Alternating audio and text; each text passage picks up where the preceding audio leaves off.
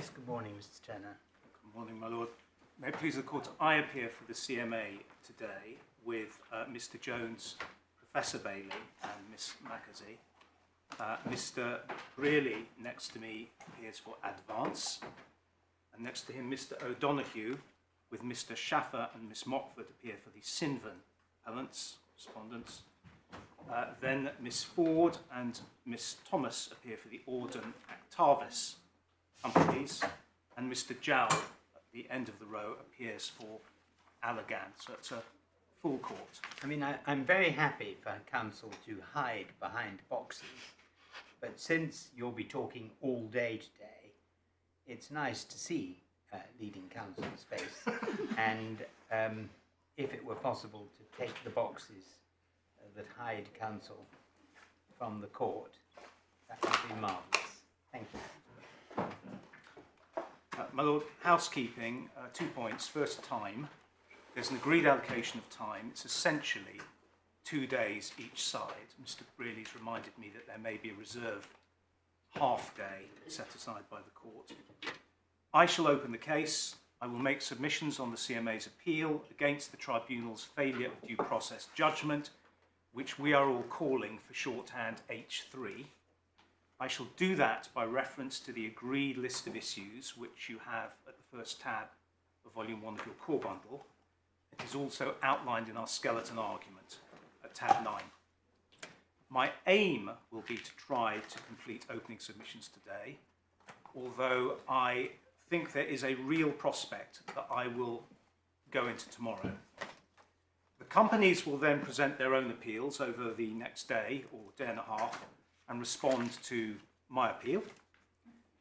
I will then respond to them with Professor Bailey covering one of their issues, which is whether the unlawful agreement persists after a certain date, May 2015, and I'll reply on our appeal. And then finally, they will reply on their own appeals. Second, bundles. Your lordships know that this is a case which involves 2 substantial judgments. Each of them runs to about 95 pages, and you've got appeals not only by the CMA, but by each of the 4 respondent groups. The court should have hard copies of the core bundle, that's 3 files, an agreed supplementary bundle, 38 documents, and that's 7 leave branch files. And then there's an unagreed bundle, 79 additional documents, which Mr. O'Donoghue and Mr. Brearley's clients want. That runs to about another 2,000 pages. It's another 4 lever arch files. My plea is that rather than take time up now with the unagreed bundles, it may be most efficient for Advance and Sinvan to explain the need for them when they come to make their submissions. I won't be referring to them. Mr. Turner, the court is not interested in any satellite arguments about anything. We have a load of bundles, many of which will prove utterly unnecessary and a waste of costs. We will look at them, depending essay for what they're worth, and you can argue about costs and whether they were necessary when the outcome of the appeal is known. I am not going to delay 1 second talking about bundles. I'm very grateful. In that case, I'll move straight to the introduction. For reasons that I'm going to explain to the court, this case is viewed by the Competition Authority as a very important case for the continued effectiveness in this country for public enforcement of the competition rules, which is an arm of public policy. The conditions for finding that there has been unlawful collusion between businesses which violates the competition rules have been the subject of decades of jurisprudence by the European courts. And 2 central themes emerge from it. The first is that collusion can be informal, it can be tacit, it can be based on nothing more than a nod and a wink between companies with a common understanding between them of how an arrangement is going to work. There's no need for legal obligations or precision of terms, or even for certain points to be the subject of express discussion. The second point, which emerges from all this jurisprudence, is related to that. It's that you can prove a collusive arrangement not only by means of direct evidence, but also on the basis of consistent coincidences, what the European courts call indicia, circumstantial evidence, including the conduct of the parties which give rise to the inference of collusion. A crisp recent statement of the principle is in a European court case only last year, 2023, called Superboc. And if I show you that straight away, it's in the 7th Authorities bundle at tab 112. The page is 4117. That's the beginning of that judgment, Superboc. The relevant paragraphs which are sidelined are on page 4129. You'll see there paragraphs 56 and 57. It's at the top of that page, and the higher court says it's clear from the case law that the principle of effectiveness requires that an infringement of European competition law may be proven not only by direct evidence but also through indicia, provided they are objective and consistent. In most cases, the existence of a concerted practice or an agreement must be inferred from a number of coincidences and indicia, which taken together, in the absence of another plausible explanation, constitute the evidence of infringement of the competition rules. And the following paragraph refers to the fact that you can infer that a supplier invites its distributors, and that was a case of a vertical agreement, to apply to follow its prices, and the latter in practice comply with the prices indicated by the supplier. That was resale price maintenance. You may not like this question, Mr. Tenner, but you can give me a thumbnail answer. How does the EU law principle of effectiveness fare with the new legislation post-Brexit? The principle of effectiveness is a principle which this court must still, under Section 60A of the Competition Act, have regard to unless one of a number of exceptions listed in that section apply. None of which apply here. None of which apply here, like the circumstances of the particular case. There are judgments, I think, if I'm right, Lord Justice Green was the author of one of those, talking about the principle of effectiveness as it applies in our legal system as well, in any event. But I doubt that it will be anything other than common ground that the principle of effectiveness applies here too. We do want to have a robust and effective system of enforcement of the competition rules.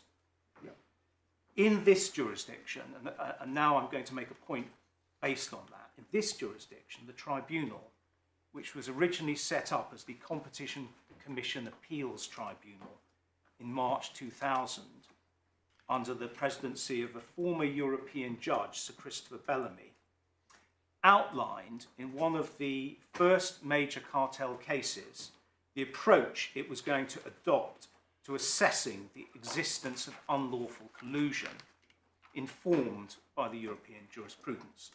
And in a nutshell, the tribunal, it referred straight away to the central importance of drawing inferences from the documents created at the time, contemporaneous material, where they exist, and the need to take account of the economic context.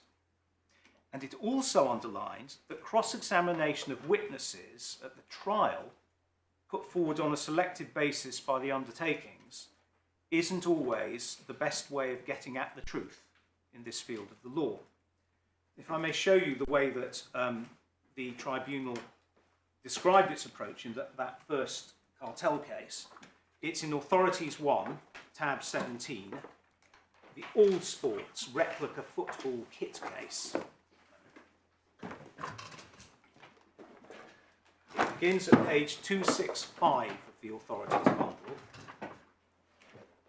those searching electronically, and the relevant paragraphs begin on page 356, where the tribunal refers to its approach. I'm not going to read this in extenso, but I'll direct your attention to the right paragraphs. On page 356, you see a heading under the evidence generally, new evidence before the tribunal. At paragraph 284, the tribunal explains that naturally in a trial where witnesses come forward and there's material that wasn't before the decision maker below, it's taken into account on the merits jurisdiction. And the tribunal points out new witness statements may be filed, new documents may come to light, a witness may say something in the box that's never been said before. Sometimes a new development favours the OFT, now the CMA, sometimes it favours the appellants. And the tribunal says, provided that fairness is respected, they determine the appeal on the basis of all the material before them. That's the merits jurisdiction. Then if you turn the page and look at the heading B, the evidence generally, you see this. Paragraph 286, the tribunal refers to the fact that there are three kinds of evidence here, in that case, the same is true here. Economic and market context, the documents, the witness evidence.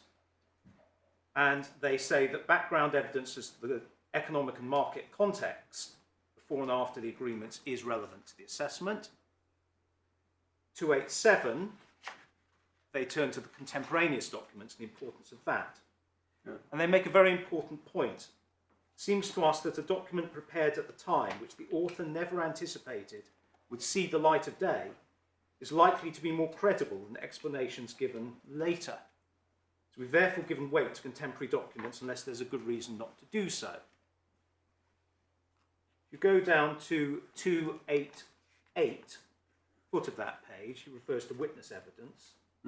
Makes the point that as far as witnesses are concerned, you don't have, or in that case they didn't have, and in this case either, independent witnesses in the sense of an impartial third party. All the witnesses in this case are open to the contention their evidence is coloured, at least subconsciously, by various factors, and it gives some details in that case.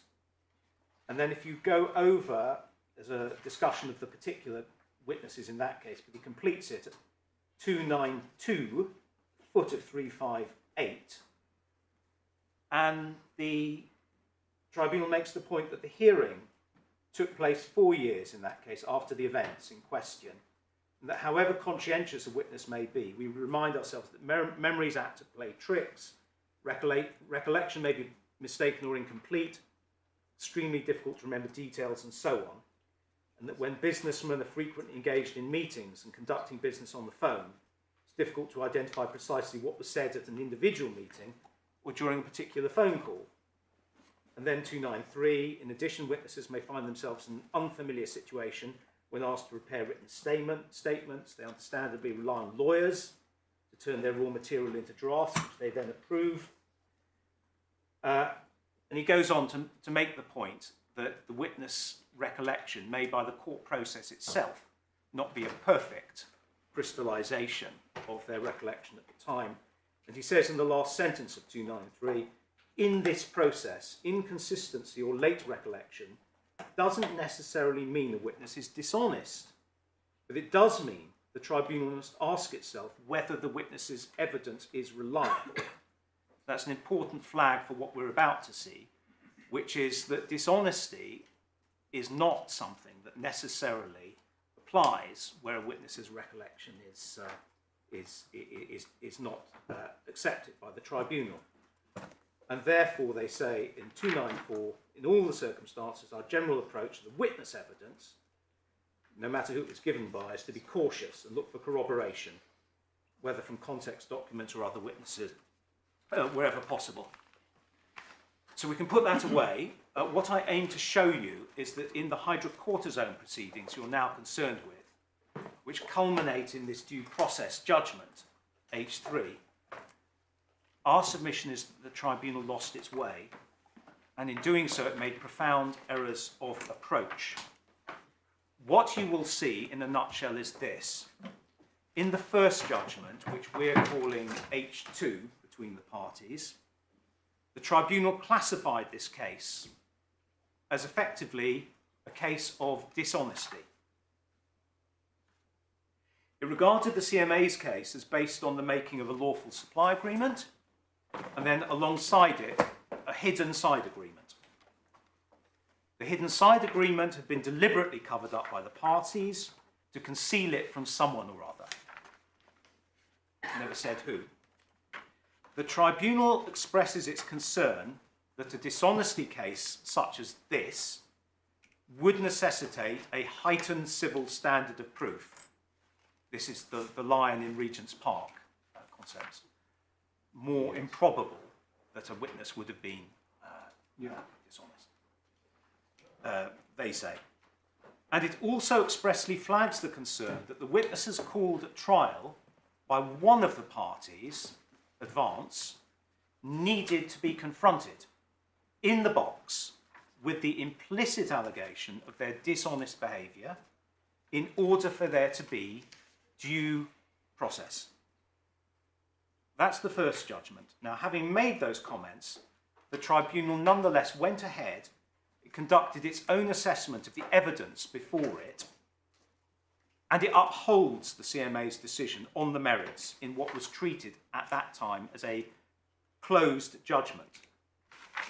It said all of the grounds of appeal fail against the CMA's decision, and it also held in very stark terms that Advance's witness, Mr. Bayton, was dishonest. Then it held a further hearing on the issue of due process, and half a year later it produced a further judgment, H3. In the further judgment, it reverses the earlier decision to uphold the CMA decision on the grounds of what it now calls a very serious failure by the CMA to observe fundamental principles of due process. So the headline language is the same, but the central focus of the tribunal's concern is no longer framed as dishonesty at this time. Rather, now it's a comprehensive failure by the CMA's counsel to put to the witnesses the central issue in the case, namely whether there was an understanding that one business would take a supply agreement on heavily discounted terms from the incumbent in the market, who was its potential competitor, as the preferred alternative to launching its own product. And as I will aim to show the court, the tribunal's judgment was based on a profound misunderstanding both of the CMA's case and of the cross-examination that the CMA's counsel actually conducted. That's the introduction. Stepping back and looking at the path forward, there is a great deal to cover because I have to show you the case and the decision and the reasoning in the two judgments and make submissions. But I'm going to reduce this case to its very simplest dimensions, if I may. First, I'll amplify what's said in the skeleton at tab 9 of the core bundle about the legal principles in just two respects. Second, I'll take you to the essential elements of the CMA's decision in view of the documents filed in this appeal, and I'll show you how they applied, the CMA, the law to the facts. Third, I'll engage with the chain of reasoning in the two judgments, H2 and H3, and then finally, I'll deal very shortly with our grounds of appeal against H3. I'll leave responding to the other side's appeals as necessary after they presented their case. So if I can begin with the legal principles, our second skeleton, what I'm calling the H2 skeleton, set out what we consider to be the key propositions and authorities. You'll find that in Core Volume 1 at tab 9, page 263, where there's a heading, Key Substantive Legal Propositions. Sorry, can you give me the page again? Yes, it's page 263 in Core 1. My lord. And you'll see that under paragraph 4, marked agreement in bold, there are 9 propositions. There's only 2 of them that I want to touch on briefly now in the oral opening. Both of them are fundamental to the law in this field, and I've already adumbrated them to an extent. The first is the very basic point made in paragraphs 4.1 and 4.2. And that point is that for there to be an agreement which engages competition law, you don't need legal obligations, you don't need precision, you don't need detailed terms. And you can see this because if you take the standard case, which the members of the court will be familiar with, of a price-fixing cartel, horizontal cartel, all that matters is that there's some kind of understanding that they'll respect minimum prices.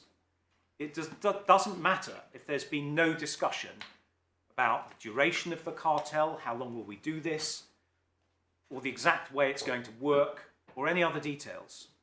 The only thing that matters is that the parties have got to a general understanding that they'll substitute cooperation for the risks of competition against each other in the market.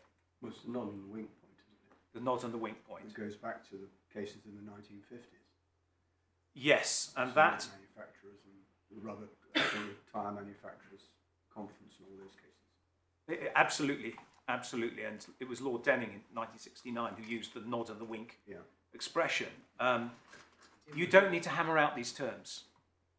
You're just looking for coordination of behaviour rather than independent rivalry.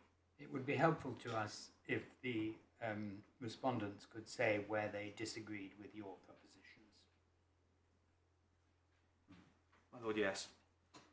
So, to translate this basic point onto the facts of the present case, it wasn't necessary to prove the existence of a covert side agreement alongside a written contractual supply deal, let alone to ask, well, what were the terms as to duration? What were the terms as to a breach of this understanding? Without those, the CMA has not properly particularised the case. There is a classic summary of the position, for which I'm indebted to Professor Bailey, in the pre-insulated pipes decision by the Commission. If I can just show you that. It's in the 5th Authorities bundle.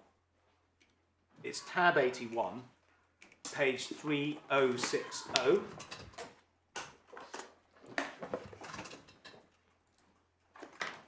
Begins at 3012, but the short passage we want is on page 3060. At the bottom of the page in the right-hand column, sideline. And the Commission is reciting the well-known position. An infringement should not be equated with a commercial contract under civil law, since Article 85, which is now 101, equivalent to our Chapter 1 prohibition, is not concerned simply with the interpretation of the terms agreed by the parties. In the case of a complex cartel, the legal prohibition applies not only to the specific agreement or the basic scheme which is to be operated or the exact terms, but the whole continuing process of collusion in which they're involved. The term agreement is therefore appropriate not only to cover the terms agreed, but also the implementation of what's been agreed. Further, even before a final comprehensive agreement is concluded regulating their mutual actions and abstentions, the bargaining process may involve reaching inchoate understandings, conditional or partial agreement which restrict competition.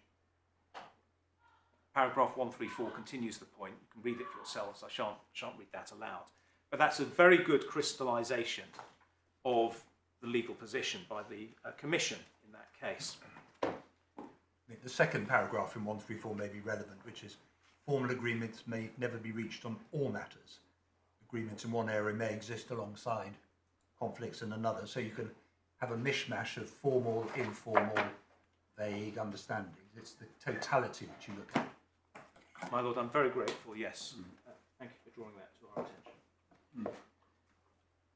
It's perfectly sufficient on that basis, then, if two parties enter into a supply agreement, which is what we have here, which involves the supplier making a very substantial and on its face uncommercial transfer of its profit to the supposed distributor on the basis of a common understanding between them that this is going to take the place of the distributor launching its own product in competition with the supplier.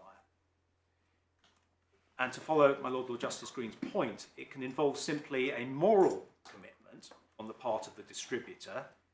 You're paying me, and this is what I'm doing in return. And there may be nothing which prevents the distributor from later deciding to go back on that understanding. For example, if it decides the conditions in the market have changed now.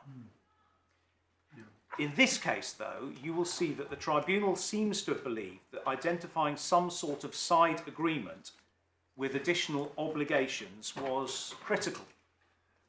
It emphasises in both the H2 and the H3 judgments a common understanding must reside somewhere. And you are going to hear that this is also a major theme in the company's case against the CMA in this court. But the tribunal was wrong. There's no need to reach a landing on whether this understanding between the parties was the subject of express discussions in a specific conversation, or whether it was purely a nod and a wink, something that didn't need to be said in view of the market context and the plain implications from the supply deal that was being struck. You can prove it not by having to establish who said what on a specific occasion, or else face the charge that your case is unclear, but by looking at the market context, indications in the contemporaneous documents showing what the parties intended, and also you can look at their conduct before and after the deal is struck. As you are going to see, this basic approach was missed by the tribunal, and once you appreciate it, it deals by itself with a number of the points that the respondents are raising before you in this appeal. If you now please return to the list of propositions in our skeleton, which is Core 1, Tab 9.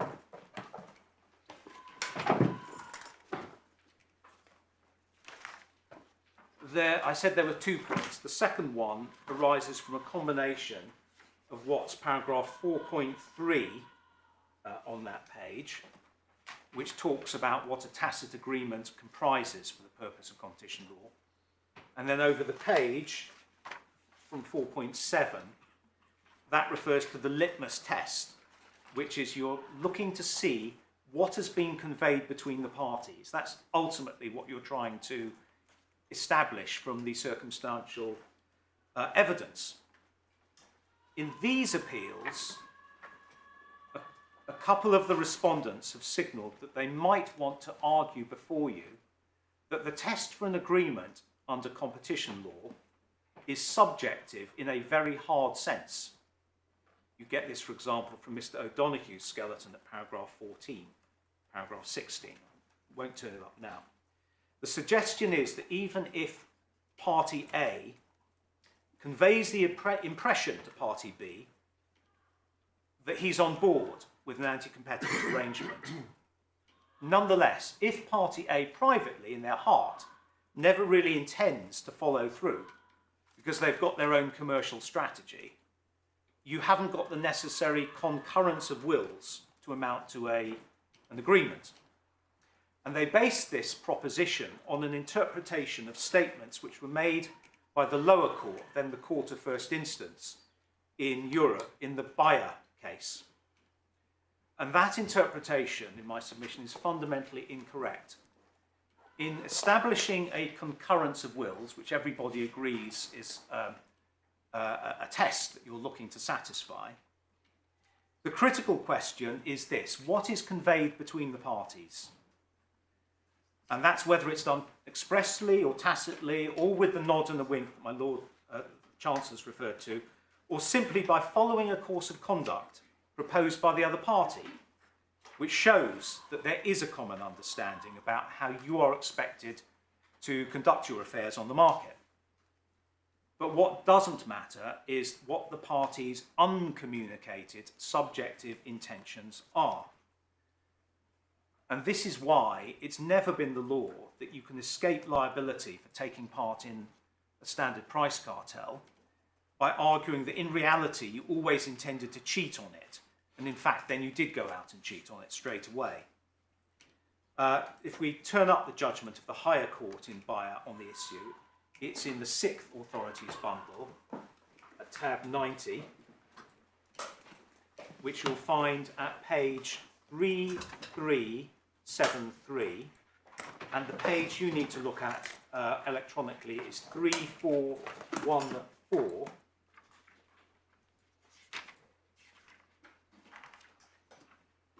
where the classic statement that everybody refers to is at the foot of the page in paragraph 102. For an agreement within the meaning of the treaty... Sorry, which page are you... I'm sorry, 3414. 3414. Yeah, and then at the bottom of the page you'll see a sidelined paragraph 102.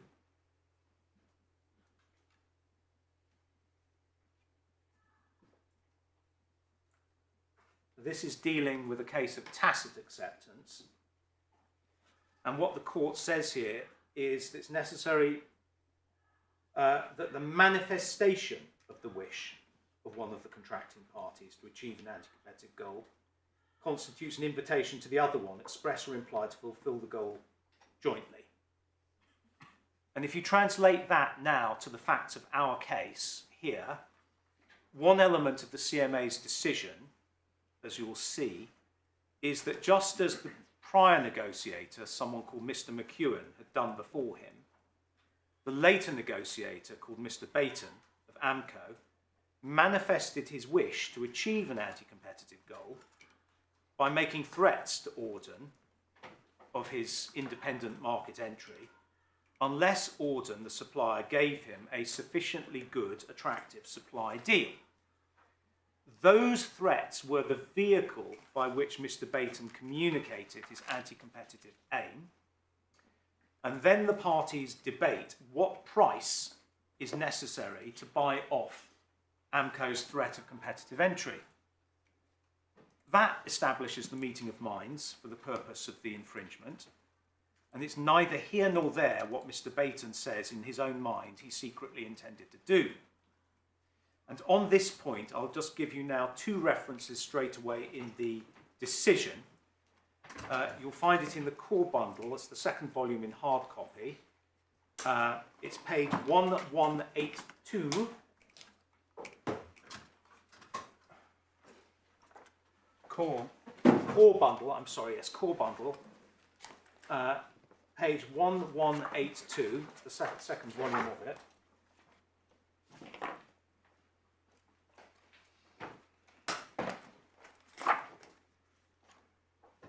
And this is where, in talking about AMCO's intentions... What are we looking at? This is the CMA decision, the decision of the authority below. Mm-hmm. And halfway down the page, it's referring to the intentions of the AMCO party, who effectively the people who are bought off. And you'll see that the way they describe it is that, reading from 4 lines down, it's the same subjective intention as its predecessor, which was a company called Waymed.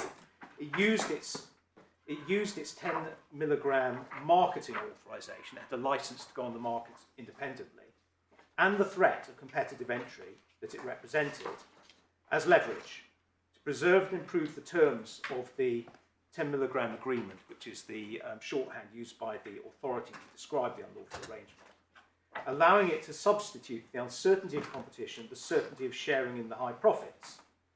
And then 3 examples are given from or 3 points are given from the documents on which reliance is placed.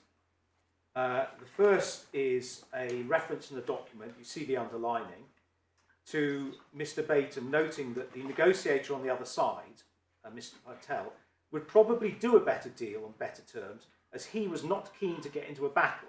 And I'm also not keen on having a fight. Then second, during the negotiation of the second written agreement, the lawyer, Mr. Sully, asks in an internal email to Mr. Baton when supply would begin. Mr. Baton says, as for the start date, yes, it's for delivery this month, I told him, negotiator on the other side, if not, we will launch our own.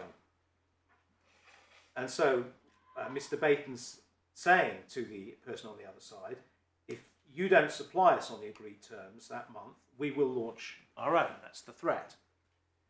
And thirdly, you have the explanation straight after the deal is done, given by Mr. Baton to the staff of his company, saying he's used the threat to secure this second agreement on the understanding that meant that AMCO won't enter. We've subsequently signed a deal with Auden to source product from them, and therefore our own product will not be launched in the UK. He praises them and said the work you did to provide certainty of launch of our product, because they were working to make their product launch ready, gave those of us who were negotiating with Auden confidence to achieve the best deal possible, ensured that as a result, Auden felt that they should agree to our terms. So he makes the point that because there was a real threat that they could come in and it was credible, that, he says, I'm sure, was actually a lever persuading Auden to agree. Can you tell me where that 15th of June email we see referred to so often is actually to be found in its original form? Yes, it's in the contemporaneous, in the supplemental bundle. I am going to come to it, my lord. Okay. Directly. Give me a reference. The reference, tab 26, page, thanks, 2400. 2400. Yes. Thank you. I mean, it's essentially the only one, I think, that we refer to from the contemporaneous documents. Yep. So that's the first reference that I wanted to give you on this question of the meeting of minds, and show you some of the key evidence and how the CMA deployed it. And then if you go back to page 1093 in the decision. Just while you're helping me, Mr. Turner, and that email was cross-examined on, wasn't it? Yes, it by was. Ms. Demetriou. Can you give me the reference to the cross-examination on that email in the transcript? I know we've got thousands of pages of transcript, but you'll be sorry to hear I'm not the master of them all at the moment. I have got the references. Do you want them now? Because I would like them at some early stage, please. Right. I will give it to you as soon as I hit that in my as soon script. as one of your many juniors is able to put a note in front of you. No, I've actually got it here, but rather than thumb through it now, I'll... Yeah. I think Ms. Kirsty knows the answer. I'm sorry? I think she knows the answer. Yeah, Mr. Chair. all right, well, let's give it now. It's the third supplemental bundle at tab 7, from page 549 is where this comes up. It extends over a number of pages. Bundle, the supplement S? Third bundle, a third hard copy bundle, Yeah. page 549 of it. I don't want internal references. I need the electronic reference. That is the electronic reference. It's 549. 549. Yes, and it extends over a few pages because, in fact, I was looking at this only last night so that you would have the reference ready. Yeah. But I'll give you all of these as I go through. Yeah. And the answer to your immediate question is yes, it was. And in fact, my submission will be that all of the other key documents were cross-examined on as well. And I'm going to make a point about that. Yeah. Okay. Right. Yeah. This magazine points out that if you are looking at it right now, you might want to note that it begins the relevant section right at the bottom of that page, 549, starting at line 25. But I'm going to come to that, and you'll read it. Right. The second reference in the decision that I wanted to take you to on this introductory point of meeting of minds is page 1093. Last paragraph on that page, 6.647. Sorry, 1093 in the core bundle. In hard copy, it's the second volume. 6.647. The foot of page 1093.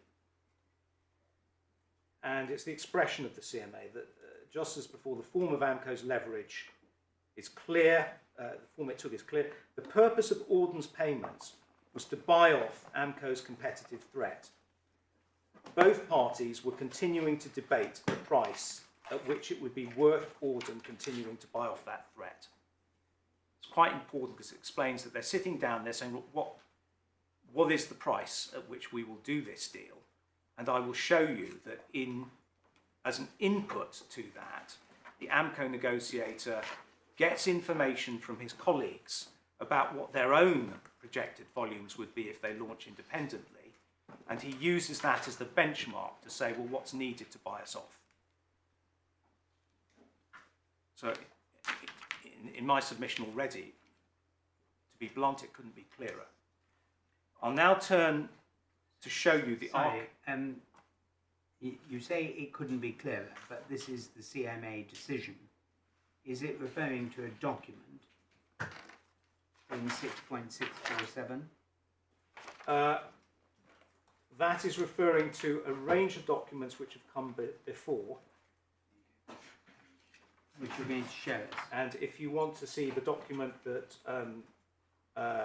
my lord, you were concerned about, go back to 6.638. And then 6.63, well, there's a range of documents of which that is the culmination. But, my lord, if I can take you to this in sequence, I'll show you how it unfolds. Okay. But no, I will do that now. And what I'm going to do is take you to, with some discretion, what ought to illuminate for you the thread of the reasoning of the CMA, which is then before the tribunal in the appeal. So if we begin with chapter 1 of the decision in the first volume of the core bundle, at tab 11, you start at page 499 in the core bundle with the first paragraphs I want to show you.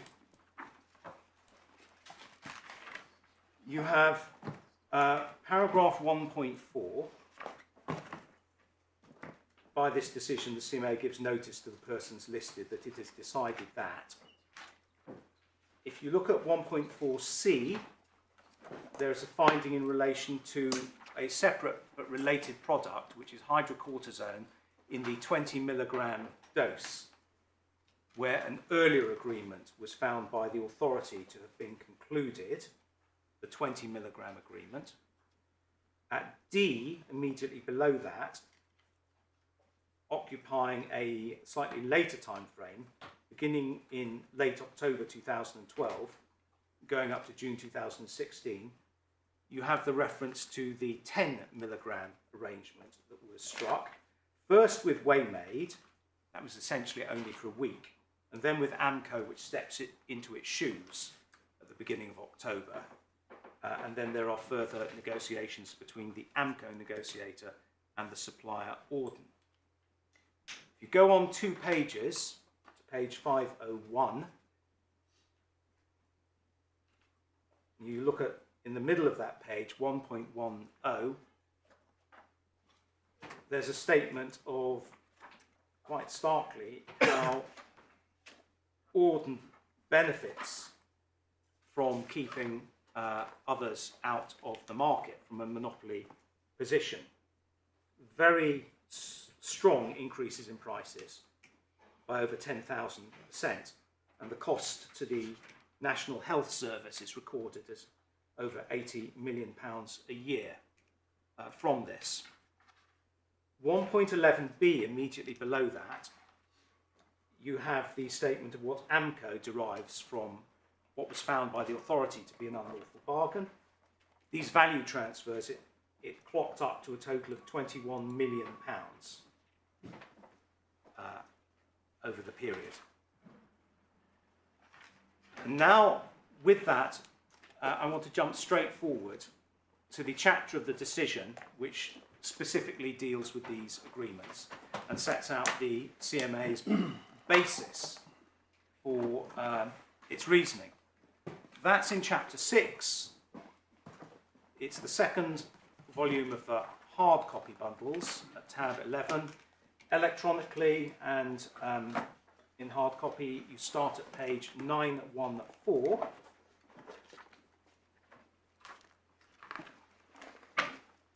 There's a heading, the agreements. You see the summary, which provides some core facts. And I'll just direct you to a few of these. 6.5 at the bottom of page 914, you see the narration of what happens with the earlier agreement for the 20 milligram product. Auden paid the predecessor Waymade monthly cash payments, initially £24,000 a month increasing, and through the transfer of margin each month at a discounted price. They initially offered to supply at the market rate, £34.50, and then discounted the supply price by 87% once it became aware that Waymade, the predecessor, had a marketing authorisation, MA, enabling it to launch its own product. Go over the page to 915 and look at paragraph 6.9 to 6.11. This is under the heading the 10 milligram agreement. Essentially, you can read it for yourselves, but the point is that it was the same pattern of conduct. The same individuals were involved, Mr. McEwen and Mr. Patel. Neither of them called at the trial. Then if you go forward to page 6.14 on the next page, you see here AMCO increasing from January 2013 the monthly volumes that it's receiving, and therefore the transfer of profit. At that point, a threefold increase in monthly volumes. It went up from 2,000 packs a month to 6,000 packs a month. And then finally, below that, 6.15, this is so you just have an encapsulation of the events. This charts the increase in volumes and therefore the value transfers again. You see that there is the final increase to 12,000 packs a month. That happens in June 2014. The negotiator now is not Mr. McEwen, it's Mr. Baton, who's put forward as the witness at the trial. That's the bones of it, and then the evidence in support is given a thorough assessment in the remainder of this quite long chapter. But at the outset, I have to make an immediate observation about the CMA's approach to reaching its findings. And you'll see the relevance of this. It is not drawing a mere inference from the fact of the value transfer, which you're going to see the tribunal suggests in the due process judgment. And this is something that the CMA found profoundly surprising, because it articulated its approach very clearly, and it says what it's basing its decision on in terms that can't be misunderstood. If you go to page 919 and look at the bottom of that page, application in this case, you'll see there the CMA basing its conclusion on the body of available evidence taken together and assessed as a whole, and it refers to it including contemporaneous documentary evidence and corroborating ex post interview evidence. Now, we don't need to turn this up unless the court wishes to, but the CMA is referring there to mandatory interviews that it conducts under powers conferred by the Competition Act, section 26A, with certain of the key individuals who were involved in negotiating and then implementing the arrangements. Those interviews extended to Mr. McEwen of AMCO, who, as I say, was the chief negotiator of the arrangement up till early 2014, when Mr. Baton took over.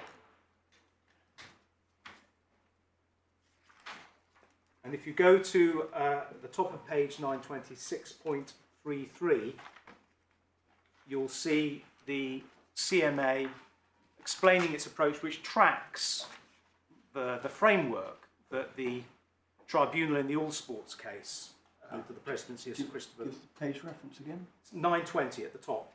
Right. The CMAs generally place greater weight on contemporaneous documents, as this evidence is most likely to give an accurate picture of the arrangements between the parties at the relevant time. So like the statement in the All Sports case, the CMA says this is what we will do as well. And paragraph 6.34 on that page refers also to the interview evidence. If we go next to page 924, a few pages on, and look at paragraph 6.56 at the bottom, the CMA says again, it's now faced by an accusation from AMCO that this case is, you're just making an inference from our simply continuing to deal. And the CMA underlines that's not right. We've conducted this thorough approach. The CMA's findings in the third line, based on contemporaneous documentary evidence and the corroborative interview evidence. So they push back. And then 6.57 at the top of the next page, the central points of evidence which the authority relies on when it is analysing AMCO's behaviour are summarised here, and there are essentially two strands to it. First, there's evidence that AMCO played an active role in the negotiations, the threat that we've seen with a view to getting money to buy off the threat. And second, on its part, immediate behaviour to suspend its own product development as soon as the deal is struck. And I will be showing you, by the way, that that has been arguably misunderstood by the tribunal, which failed to engage with the documents in the case. I'll be coming to that. Those were the two strands that were relied on by the authority in relation to AMCO. So that's its approach, and you'll see it mirroring the All Sports framework. Mm-hmm. I turn to the specific detailed assessment. If you go to the top of page 926, the next page, they start off with the legal and economic context. And within this, in the interest of speed, if you just go to page 935, and you look at paragraph 6.93, the bottom, go over page, 936, they're making a contextual point about the way the market worked at subparagraph G. Essentially, each of the parties stood to gain if competition's avoided, price falls would be avoided, and prices would remain high or increasing, and then they can share out what continue to be the monopoly profits. But if they compete, the prices drop to just above cost, they don't benefit, the beneficiary is the NHS, essentially. But here this is a means of dividing up monopoly profits. And one aspect of the legal context that you need to have well in mind,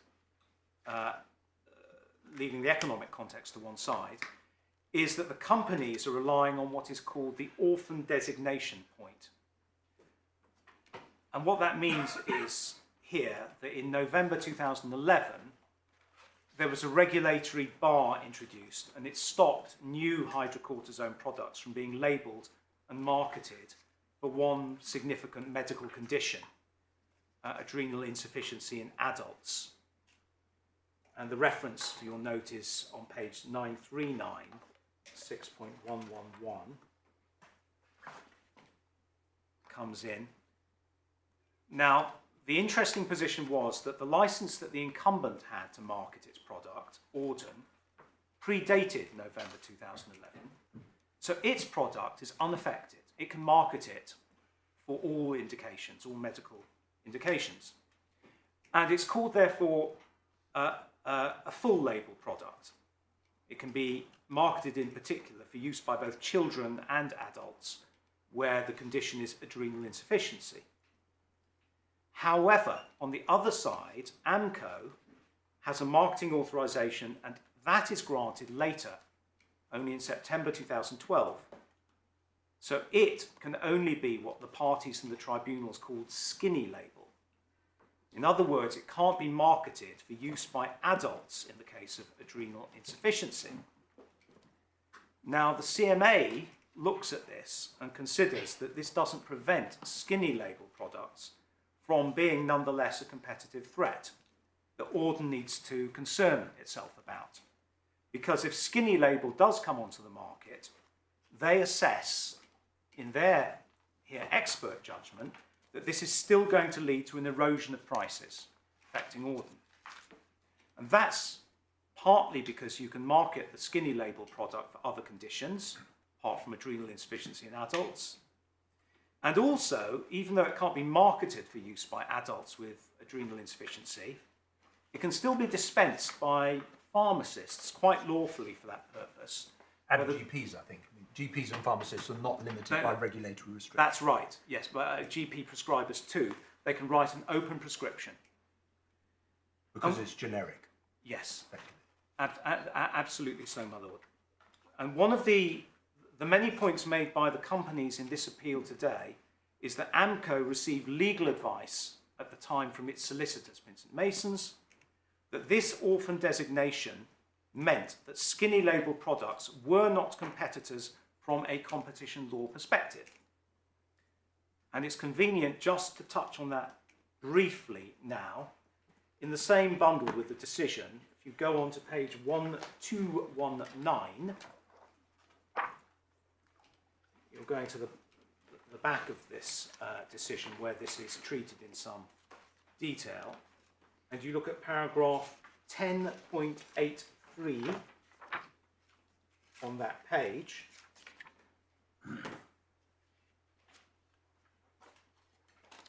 You see there the record of the advice given by an associate in the competition law team at Vincent Masons, recording her attendance on the conference call between AMCO and Auden to negotiate the second written agreement. And you'll see at the bottom of that page, it's in italics, quoting her advice.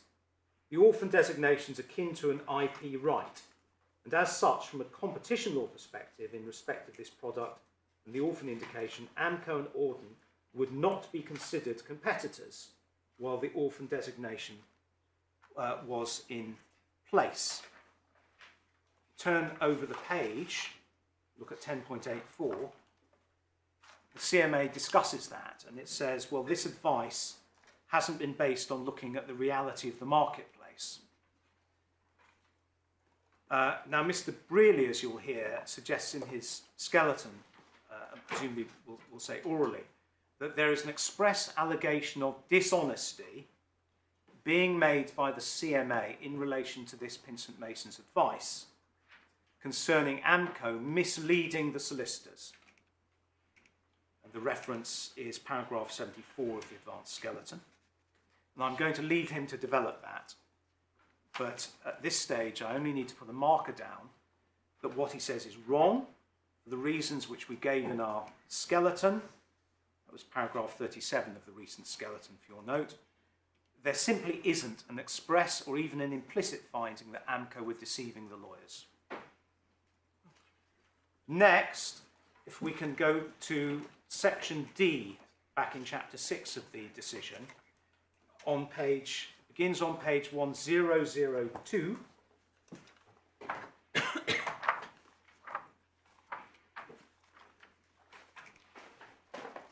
See the heading, Agreements Restricting Competition by Object. And here what the CMA is doing is giving its case as to what amounts to an agreement for competition law purposes. At paragraph 6.319 near the top, it recites the concurrence of wills point. And then if the court will please look at 6.322 at the bottom of the page, it gives a statement of its understanding of the law, which we say is borne out entirely by the authorities that I've already discussed. A party may have played only a limited part in setting up an agreement. It may not be fully committed to its implementation. It may have participated only under pressure from another party. This doesn't mean that it's not a party to the agreement. That a party cheats on the agreement also doesn't absolve it.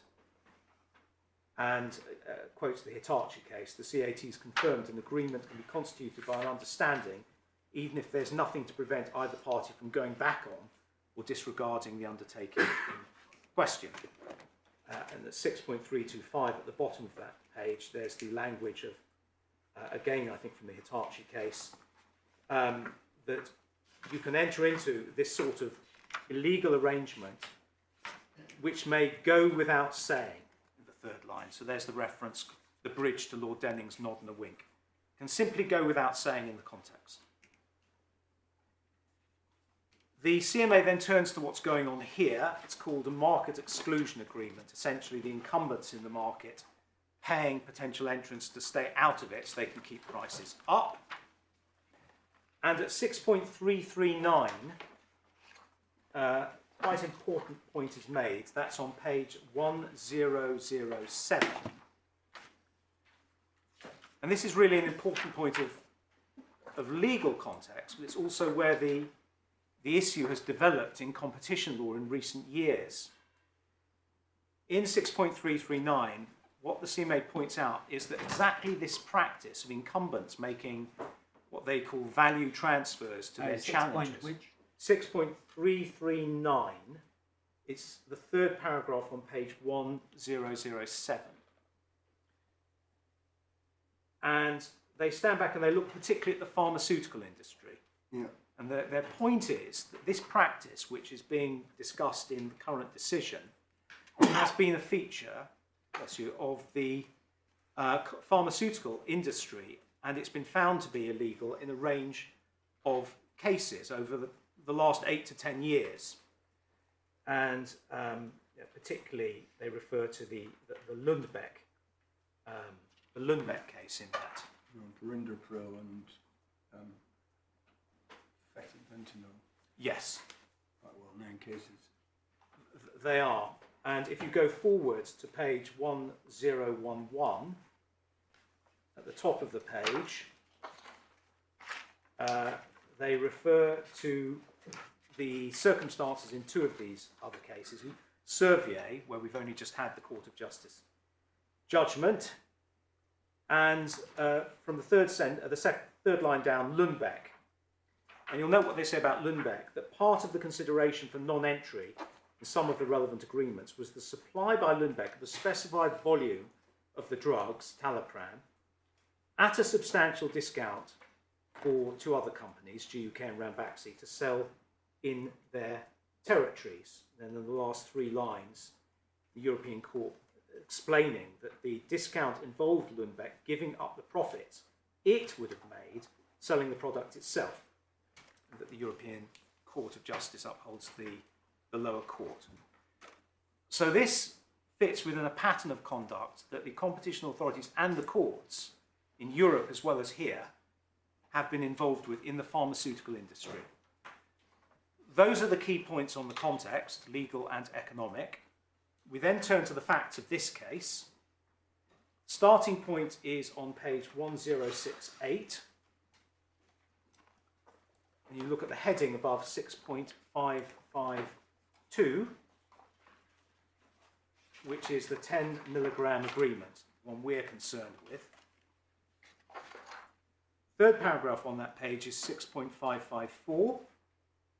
And the first point made by the authority in its reasoning is that this agreement has to be understood in the context of another agreement, and the existing 20 milligram agreement, where the same individuals were the deal makers, Mr. McEwen and Mr. Patel. Then if you go forward to page 1078,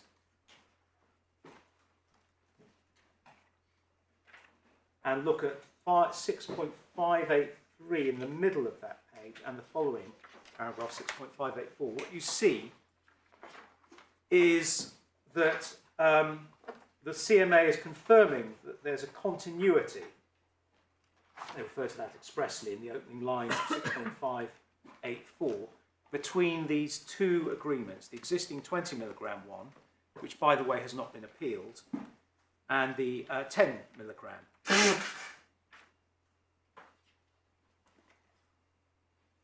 you'll see if you look over the page at the top at 6.585,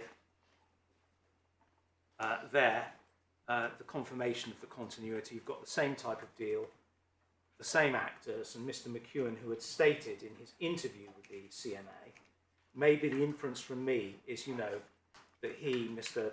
Patel, can supply me, or I'll get someone else to supply me. And if he wants to retain the manufacturing volumes, he might agree to supply me. The same leverage as you find in the part of this that the tribunal focuses on when it comes to make its own decision in the H2 agreement. But the tribunal, you can already see, is focusing on the later point that we're about to come to, and it's glossing over this earlier period in a way that I will explain. So here Mr. McEwen is the person leading these negotiations. There's an oral agreement. It's not written. It's between AMCO and Auden. Mr. McEwen negotiates this, and it runs from October 2012 into early 2014, about 18 months. And as I said before, there's an increase in the volumes that Mr. McEwen's managed to negotiate. It goes up from 2,000 packs a month to 6,000 in January 2013.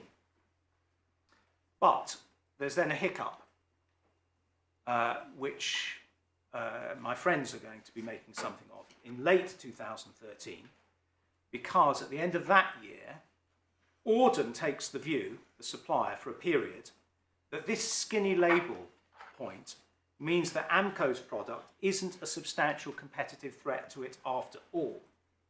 If you go to page 1090 and just look at the foot of the page,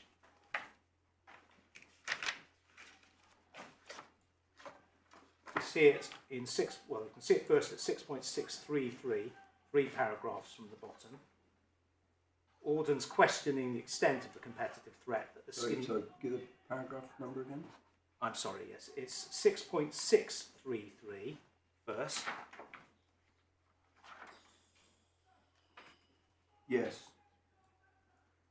So you see the narration that Auden's questioning the extent of the competitive threat at this point.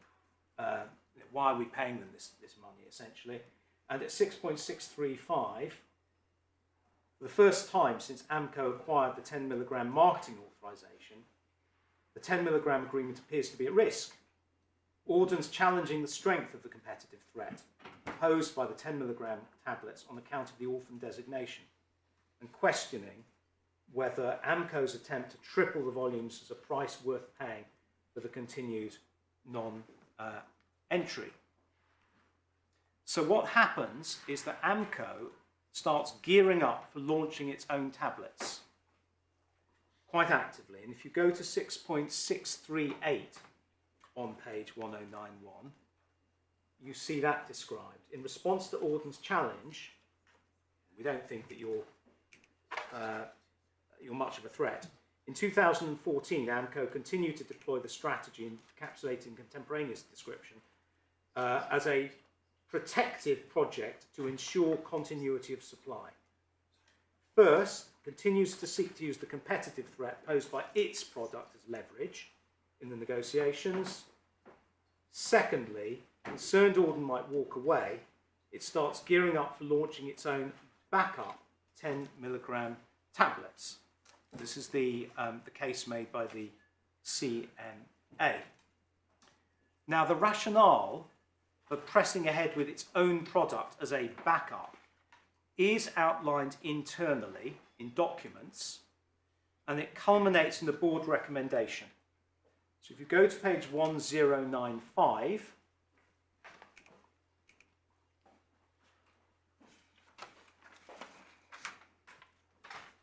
give you two references here. If you look at the top of the page, 6.652, an internal official, Mr. Clark, the Chief Strategy Officer, I think, emails his colleagues in the business development team saying we need to be in place to be able to supply the market ASAP in the event that other supply sources fail us. Our backup plan, the Andifarm product, that's their independent one, must be focused about getting compliant product to the market on a consistent basis ASAP. And later on, there's a real risk around continuity of supply from the current source, Auden. We need to be able to supply the market as quickly as we can. And then if you just glance at 6.655 further down, you see the recommendation to the board, rationale for the project, backup product to ensure continuity of supply in case our existing distribution agreement with Auden is not renewed. Now, I draw this to your attention because you may have seen, again, from Mr. Brearley's skeleton, he says explicitly that the supply agreement is terminated at this point, January 2014, by AMCO.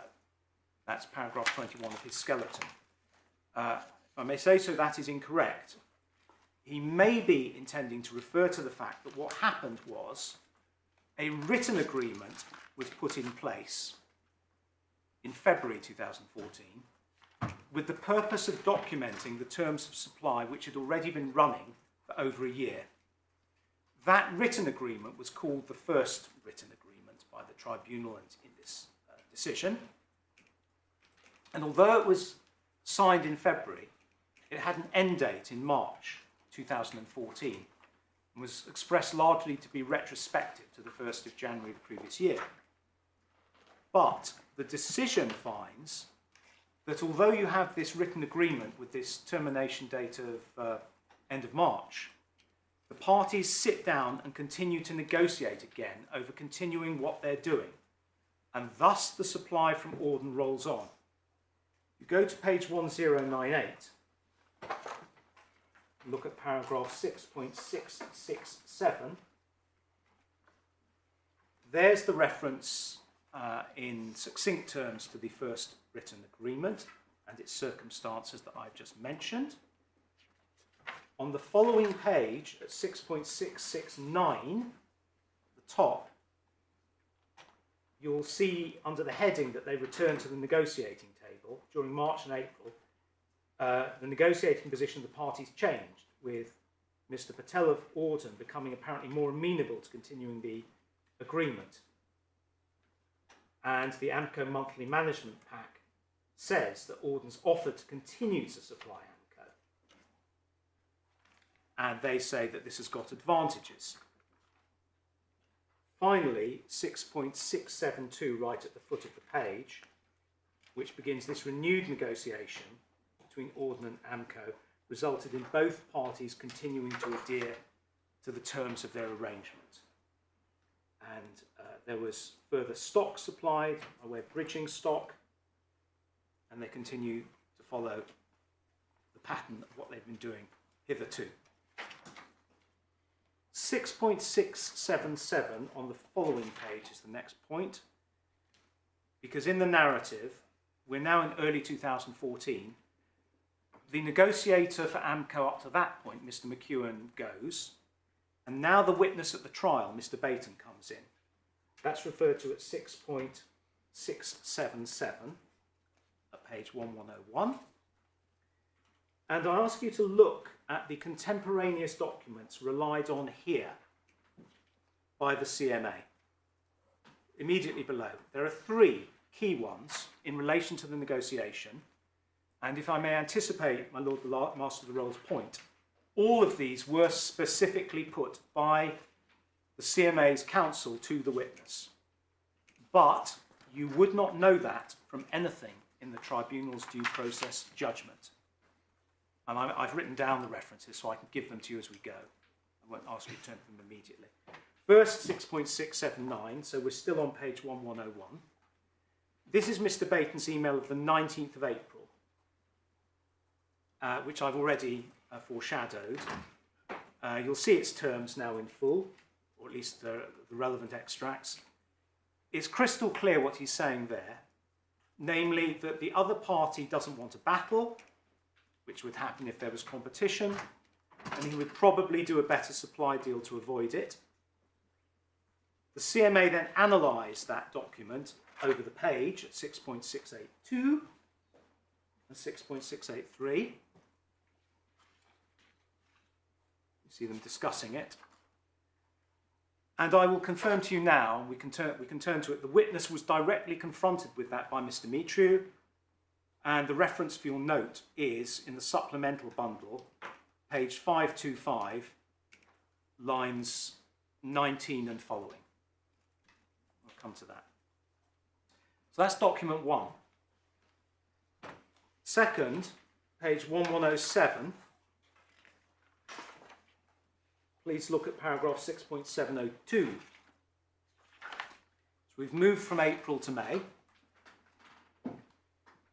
And here we have a message from Mr. Baton to Mr. Patel, Auden, on the 28th of May. And this is a very important document. It's about Amco's forecast sales volumes if it competes. Hi Amit, many thanks for your text over the weekend. I thought it would help if I wrote down what we're looking for on hydrocortisone. We are looking for Auden to supply Hydro 10 milligrams to Amco for a new 3-year term at a supply price of £1 a pack. I suggest we use the previous contract as the basis for the new agreement. We, underline this, are currently forecasting 12,000 packs a month. We would obviously prefer our own livery, though we would be happy to work towards this over the coming month. So you see that he's telling somebody who is his potential competitor, essentially, what should be, in an ordinary situation, private information, which these are our forecast sales volumes if we come into the market and compete against you.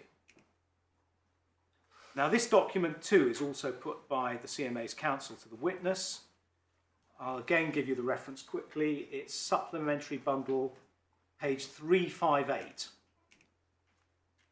Begins at line 7, goes through to page 356 at line 4. Sorry, it can't be 356. It starts at 358, it goes through to 361. 361, yeah. Yes, now the explanation for that is that there were bundling changes which certainly affected. That's fine. Got it. Got it. Third document is on page 1109,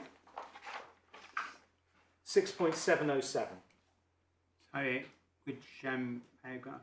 6.707, and this is the one, my lord, that you had in mind and that you asked me about earlier. This is the 15th of June email from Mr. Baton, still in these negotiations with his counterpart. And this is the document, you see the underlying words, I told him if not, we will launch our own. So he's reporting to his colleagues the nature of the leverage he's applied in the negotiations. And in my submission, it is very stark. If my terms aren't agreed to, we'll launch our own. Importantly, because it's another issue in this appeal, the CMA confirmed with Mr. Baton in an interview that interpretation of this email. So if you go to, actually on the same page, 6.709, just 2 paragraphs down, you see that. In interview, last 4 lines, Mr. Baton confirms this interpretation of the email, explaining I wanted him to understand we were able to launch because he thought that if Amco's ability to enter was more likely to help him, Amco's ability to enter was more likely to help him give me some better terms. So, contrary to what you may hear on the other side, it is pretty clear what he's saying. This is then analysed by the CMA over the page at 6.712, and they draw from it what they say the inferences are. What it means that he approached the negotiation with a second written agreement with the same common understanding that had been shared all the way back since the 31st of October 2012. Once again, and I think now my juniors have given you the references, but I'm going to give you what I've got here. This document was again cross-examined on by the CMA's counsel. So which one is this? This is the leverage email, 15th of June 2014. Oh, yeah. Mm-hmm. And you'll see that Mr. Baton actually confirms again to counsel in the cross-examination. His words were, what it means is if we do not get this over the line, we will launch our own product. And my reference, not sure if this entirely ties up with what you got already, it should do, is page 549, line 25, yes, that's right, to page 551, line 16. And it also continued at page 552, line 20, page 553, line 24, where counsel put to Mr. Baton... So can you give me those again? Yes, I'm sorry. 545. So it starts at 549, at the bottom of that page, line 25. And she cross-examined over to page 551, line 16. And the bit that I've just referred to about the confirmation of Mr. Baton, I think is lines 14 to 16 on that page. But then after that, she keeps going, and she refers to the interview with the CMA from page 552, line 20, through to page 553, line 24. And now I'll make the obvious point that neither the document nor the questioning by counsel on it are relied on in the tribunal's judgments, despite the nub of the H3 judgment being a finding of a fundamental failure of due process by the CMA through its counsel not to put the case. So that covers the decision's findings about the negotiations and what you can get. Well, I mean, you say that, but it seems that the H3 judgment is complaining about the failure to go beyond simply putting the arrangement, but saying your answer is a lie, Mr. Baton. And what do you say about the need or otherwise to do that? Because that is, anyway, on my reading of it, really what the tribunal is saying. My lord, you're right to pick that up. The tribunal in H3 does focus heavily, and I'll hope to show you that the gist of its concern in H3 is the failure to put what it apprehends is the central part of the CMA's case, because that's where it, in bold type, underlines what it is centrally concerned about. At the end of the H3 judgment, you are quite right that the tribunal refers to the fact that Mr. Baton is implicitly said to be lying in the witness box, and that counsel should have said that, should have put that to him as well, you're lying. Our position on that, which is not treated as a complaint of the same order as the failure to put the central part of the case by that stage, is that counsel had no duty or need to confront the witness, not only with the fact that what they are saying is wrong, but beyond that, that what they are saying to the court in the witness box is a deliberate lie. There's no need for counsel to do that. That is our case. I know you say that, but why? Because the important point is to put your case. There is no reason to go into a side issue of whether a witness is or is not deliberately being dishonest in the witness box, when for the reasons explained by the tribunal in the All Sports case, and as common experience tells us all, witnesses can give inaccurate evidence in the witness box for a whole range of reasons. It is not necessarily the case that they are lying. In fact, in one of the very first cases in my career, Ready Mixed Concrete, it's pointed out by then Mr. Justice Buckley, that the witnesses can convince themselves at a later stage that what they're saying is accurate. But it's not necessary to go down a side alley and put to witnesses that they are dishonest in order to make out your case. I mean, the point made against you by the tribunal is that the tribunal did not know what the witness would have said had he been confronted with the suggestion that his answer was false. What do you say about that? So, First point, a point made in our first skeleton, you will see that the witness knew precisely, because he refers to it on at least 2 occasions, what the CMA's case was, essentially pay for delay.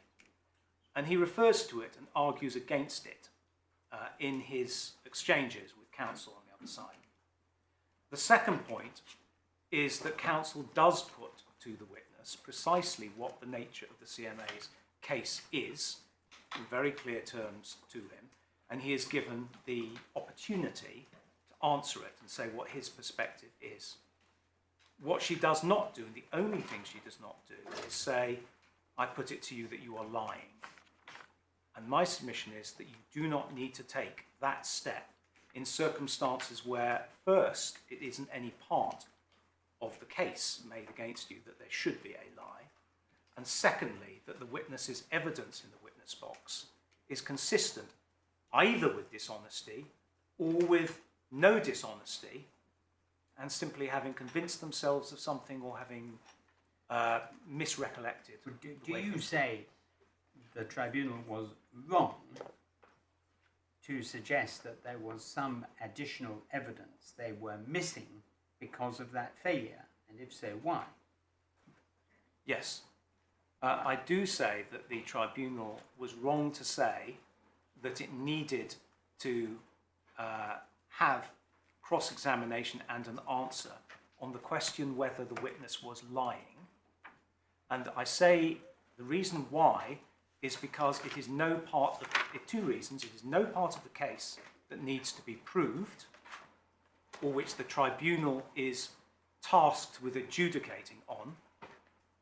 It is a side issue, it's therefore inefficient from the point of view of judicial economy, and because it is a fruitless exercise, thirdly, for the reasons that I've outlined, namely that the witness's perspective could be consistent with dishonesty or not. But what you will see, and I'm going to come to this because it is it's an important point, is that the tribunal's perspective, which comes to the fore in the H2 judgment, is that dishonesty is hardwired into the case before it. And that is where we part company from the way that the tribunal expresses it. It is not hardwired into the case. It was the tribunal's belief that dishonesty was, at least in the first judgment, that led to the concerns it expressed there, which I'm going to shortly be coming to. Can I just make sure I've understood that? I mean, I think maybe this is the point you're coming to. In H2, I think it's paragraph 152, the Yes. CAT refers to, I think it's 6390 of the decision, Yes. and says that that reflects dishonesty. And then in paragraph 16, they equate intention with dishonesty. And as I understand it, that's where you say the CAT went wrong. They recognise dishonesty isn't part of the breach, but they have, if you put it, hardwired it into their own analysis, or their understanding of the decision, because of something said in 6390, which refers to subjective intention. So is that really the platform from which you say the error arises, that they got somehow dishonesty into their mind and then described it as central, and therefore? Right. I mean, maybe that's what you're coming to. And I am coming to it, but let me explain to you, because this is what I'm going to try to show you how we understand these judgments. In the first judgment, the clear focus of the tribunal is dishonesty. It could hardly be more clear. And the tribunal... So that as a matter of law, or just the way in which the facts came out? I mean, what do you mean by that? What I mean by that is that the tribunal says 2 things. First, in a case of intentional infringement, so this comes back to what you were saying about subjective intention, it suggests that very likely bound up with that Okay. is going to be dishonesty. That's paragraph 16 of the judgment. That's absolutely right, and then it's implemented later Okay. on. And the point on that is that, as one knows, an intentional infringement does not mean I intend to break the law. It means I intend to restrict competition. Or, yes. Yes. To do the acts which give rise to a restriction of competition. Yes. Because it could be object or effect. You might not have the intention, but it has the effect. Or it can be your object. But it doesn't necessarily, it's not a mens rea point, it's no more than that. Don't equate intention with dishonest intention. That's right. And although it's not crystal clear, it seems very suggestive that the tribunal believes that an intentional infringement is wrapped up with dishonesty, and that means that you must put to the witnesses involved at the time you were dishonest. That's point one. Separately, what we will see from the H2 judgment is that the tribunal has its framework for analysing the problem before it, which is that there was a lawful side agreement, and alongside it, the parties negotiating it essentially say, let's keep this undercover. We'll have a lawful written agreement. Yeah. A lawful side. Yes. Side agreement. You mean a lawful written agreement? A lawful written agreement. With an unlawful side agreement.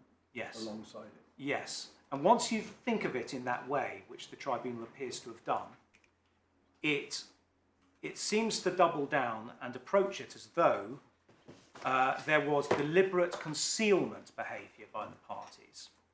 And that then becomes the basis for its, what I think of as its main apprehension of dishonesty, and why the facts of this case involve dishonesty. And my submission is that that approach... But it's really, isn't it, saying, well, if the only explanation for having the written agreement, which is a sort of vanilla agreement, if you like, and some sort of side agreement, somebody was trying to cover something up, which means there must have been dishonesty. I mean, that's the sort of... Yes.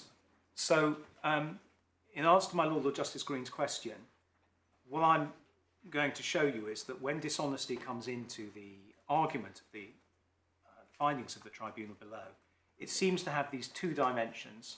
The first is that merely by intentionally breaching the rule, there's an implication of dishonesty.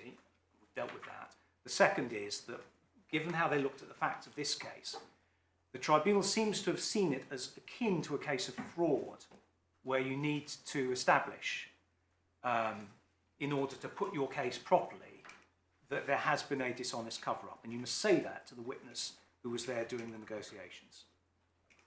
And to essentially jump forward to the gist of my response, once you understand that this is not the way that competition law actually works, and that the tribunal is imposing a framework which is not fit for this sort of problem, that approach that it took and the concern about dishonesty rather melts away.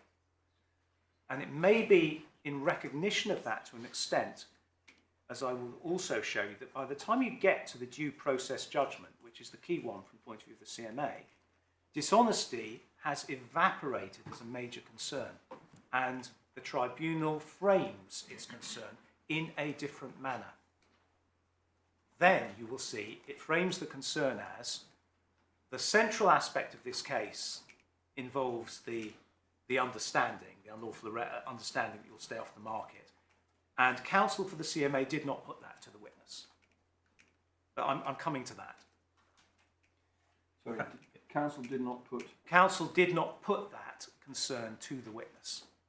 And that was the fundamental failure of due process, because he says, the tribunal says at that point, one therefore doesn't know what the witness would have responded, the findings made by the CMA are unsafe, and we reverse our original indication that we uphold the CMA's decision.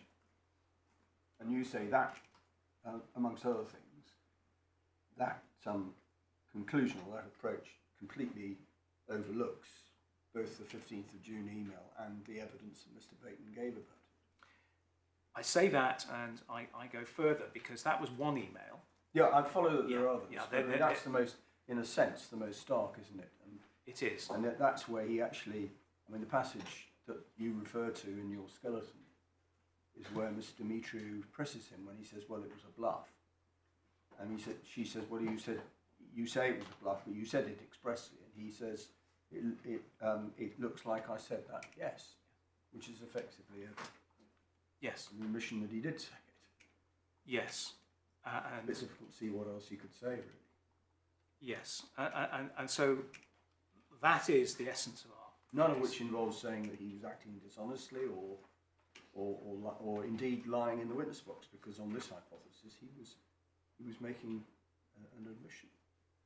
Yes. Well, my concern is this, that Mr. Baton's evidence was that he had not made an agreement that crossed the line. Right? That's what he said. And the tribunal said, we don't know what he would have said if the allegation that he was lying about that was put to him. And my question to you is,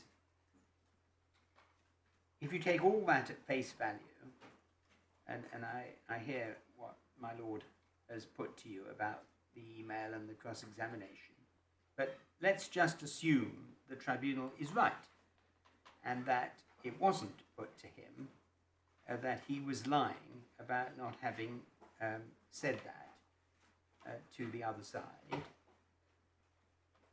How would the question being put have helped the tribunal in your submission?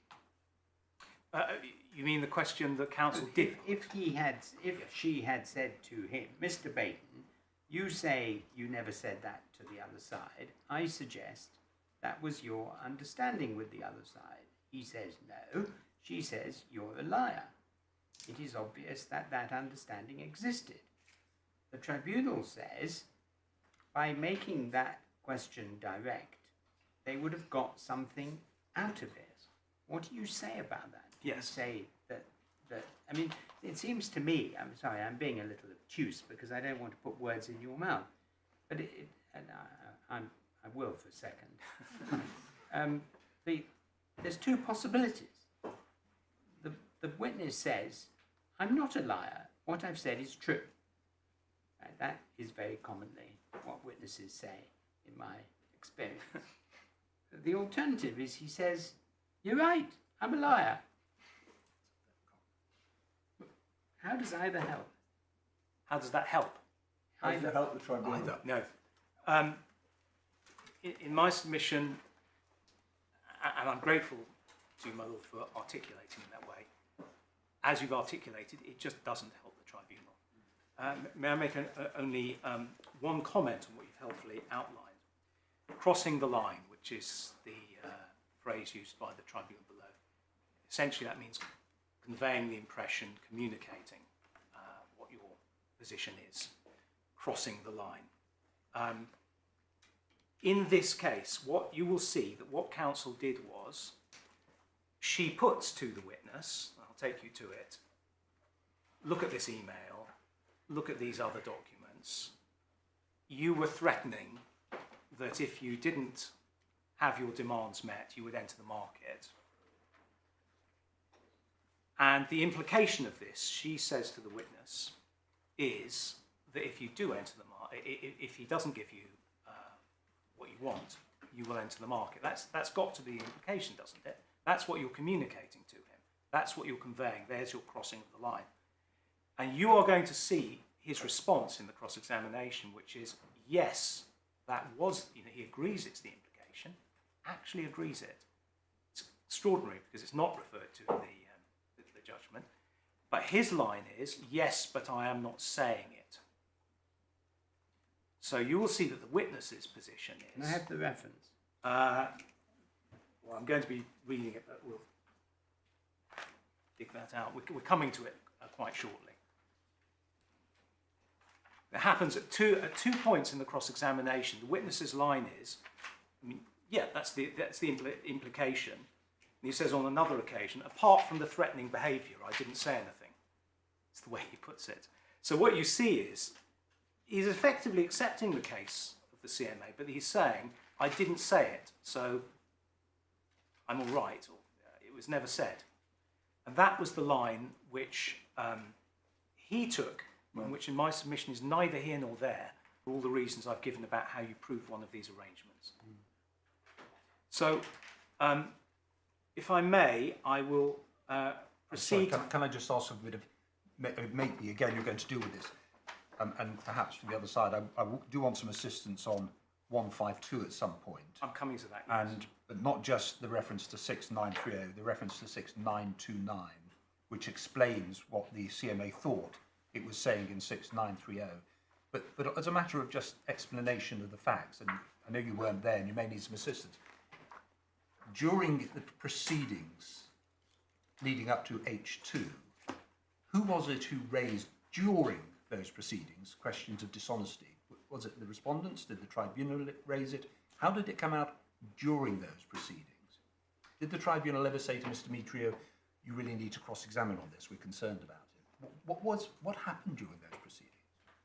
So I will delay responding to that to give you, but what I do know is that the issues of dishonesty were given voice to by the tribunal themselves, and there is a suggestion, I believe in the hearing, that dishonesty is something that needs to be addressed. It didn't come out of the appellant's submissions. Well, it also is raised by the appellants. Right. But you actually see from the H2 judgment itself, the tribunal referring in the early part of that to how he had raised this in the hearing. Yeah. So we'll but return to that. Mr. It Brealey does say in Mr. Tanner, Mr. Brealey had raised it that they needed to cross-examine on dishonesty his witnesses, and Mr. Demetrio did not, and the tribunal said, "You've seen what Mr. Brealey says about that. yes. Are you going to do it?" And she slightly sort of sidelines the point and says, I'm sort of coming to it. Yes. And then it's raised again after she has done what she did, which was obviously very carefully prepared, but did not go as far as saying you are a liar. And so the stage was set for an argument very carefully in the evidence. I mean, Yes, you know, rightly or wrongly, it was all boiling up because Mr. Brealey was making his point and she was declining to cross-examine on as to dishonesty, because she said, and she said this expressly to the tribunal, I've read the transcript, she said, I do not have to prove dishonesty.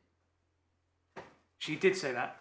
My Lord, may I first make a remark? I'm very grateful. I rarely had a court reading so thoroughly into the material as we have today. That is quite right in overview. The point was raised in that way, and Mr. Demetrio made the point repeatedly and in closing that dishonesty was not a feature of the case that she needed to address. So you're absolutely right. That was the position that she took. Yeah. I mean, it's a very simple case. Yes. Well, I mean, it really is a very simple case. At its heart, my submission is that this is a very simple case, and we are here today considering findings spread over two judgments, which in the CMA's submission have gone off on a tangent and have created great complication. Our submission is... in essence, your case, as I understand it, is if there was something which crossed the line and amounted to collusion or anti-competitive conduct, however you describe it, that's it. You don't need to say, well, when you did that, you were acting dishonestly. That's right. Or when you gave this evidence about the point, you were telling lies. That's just an accretion, if you like, an unnecessary accretion. It is an unnecessary accretion. Mr. Demetrio was therefore entirely right, and I endorse that today, to say that we do not need to go down that path. But there's a slightly different point. The object is the object of the undertaking. So if there's an intention, it is that of the undertaking, not of an individual employee, unless by the doctrine of attribution it is somehow becomes the evidence which supports the intention of the undertaking. But we're focusing here upon the intention of an individual who is not in and of himself the undertaking. Yes. In relation to that, my Lord, and I know that you will have this well in mind, but I will simply put the point. In relation to concurrence of wills, whether you've got an agreement, we've gone through the conditions for that and what's needed, and I've made my submission. What you need to see is what the tribunal called a crossing of the line, what I call as a manifest expression of their wish to fulfil an anti-competitive goal jointly on one side. When you turn to the next question, which is whether that agreement has the object of restricting competition rather than its effect, you look at the case law says you look at the agreement itself, and it's an objective analysis at that point. So when you're concerned with whether something has the object of restricting competition, you look at the nature of the agreement and whether by its very nature it is something that restricts competition. One of the references which explains this quite succinctly is paragraph 15 of the Commission's guidelines, which we've got in the bundle. And the next step is that, yes, one is looking at the object of the undertaking, or the undertakings which have taken part in that connection. So you're looking at whether they have made an agreement which has these features and which can therefore be said to have the object of restricting competition. And the case law says that when you're considering object, subjective intention is a nice to have. It can be corroborative, but it is not the meat and drink of an object restriction. Well, that's why I referred 6929, because that's what the CMA said. But they refer to the parties agreement, in other words, the undertaking. We're concerned with someone much lower level, and one gets this in all fraud cases. You have the problem, the question of attribution. Can you attribute the subjective intention of a middle manager, for example, with that of the undertaking or corporate entity itself? Same sort of issue here arises.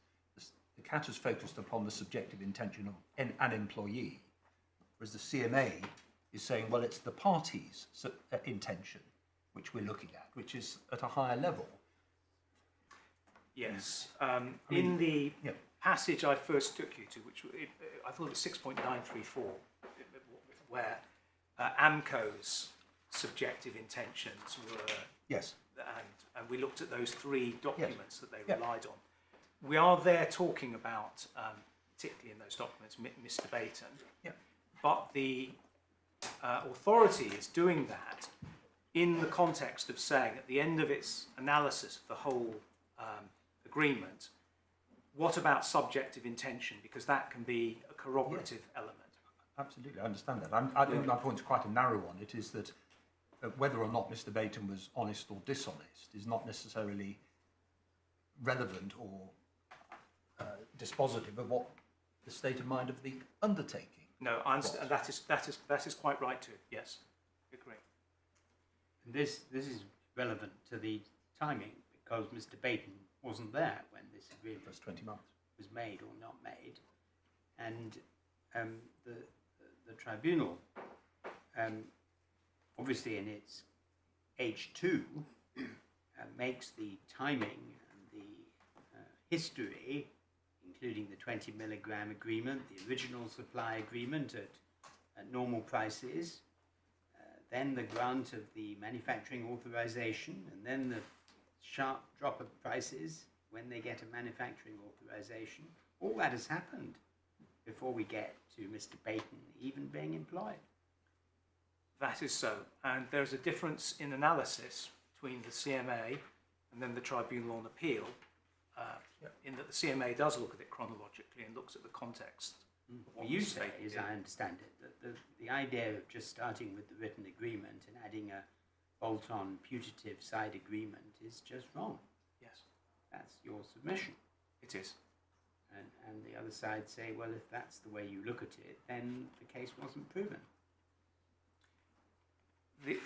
Yes, and that you're absolutely right, my lord, and it's got, to be precise, I think, two dimensions. First, the very analysis, the framework of a lawful supply agreement and a hidden side agreement. And secondly, the chronology, that you jump in at the late stage. Both of those, we think, are not the right approach. Yeah. So, if I may, my lords, I will finish on the decision and then turn to the first judgment. I've covered the decision's findings about the negotiations and what you can infer from them. And I'd got up in the chronology to the operative terms of supply being reduced to writing after Mr. Baton's successful negotiations in what's called the second written supply agreement. If you have the decision still open in front of you, I'll just show you a few more things. Let's begin on page 1110, 1110.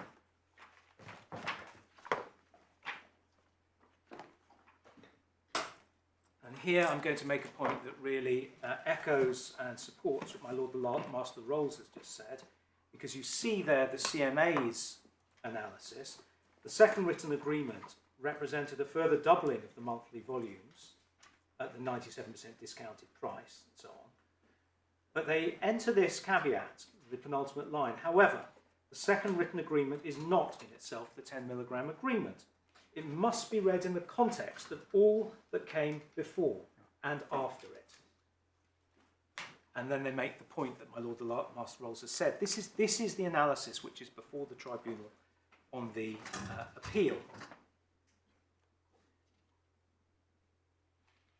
Now, there is one statement in this decision which you will be aware the respondents have spotlighted in their appeals consistently, to say that this decision is based on an allegation of dishonesty and that I am wrong. And this is also a theme in the tribunal's H2 judgment, although it then recedes into the background. And this key statement you will find on page 1164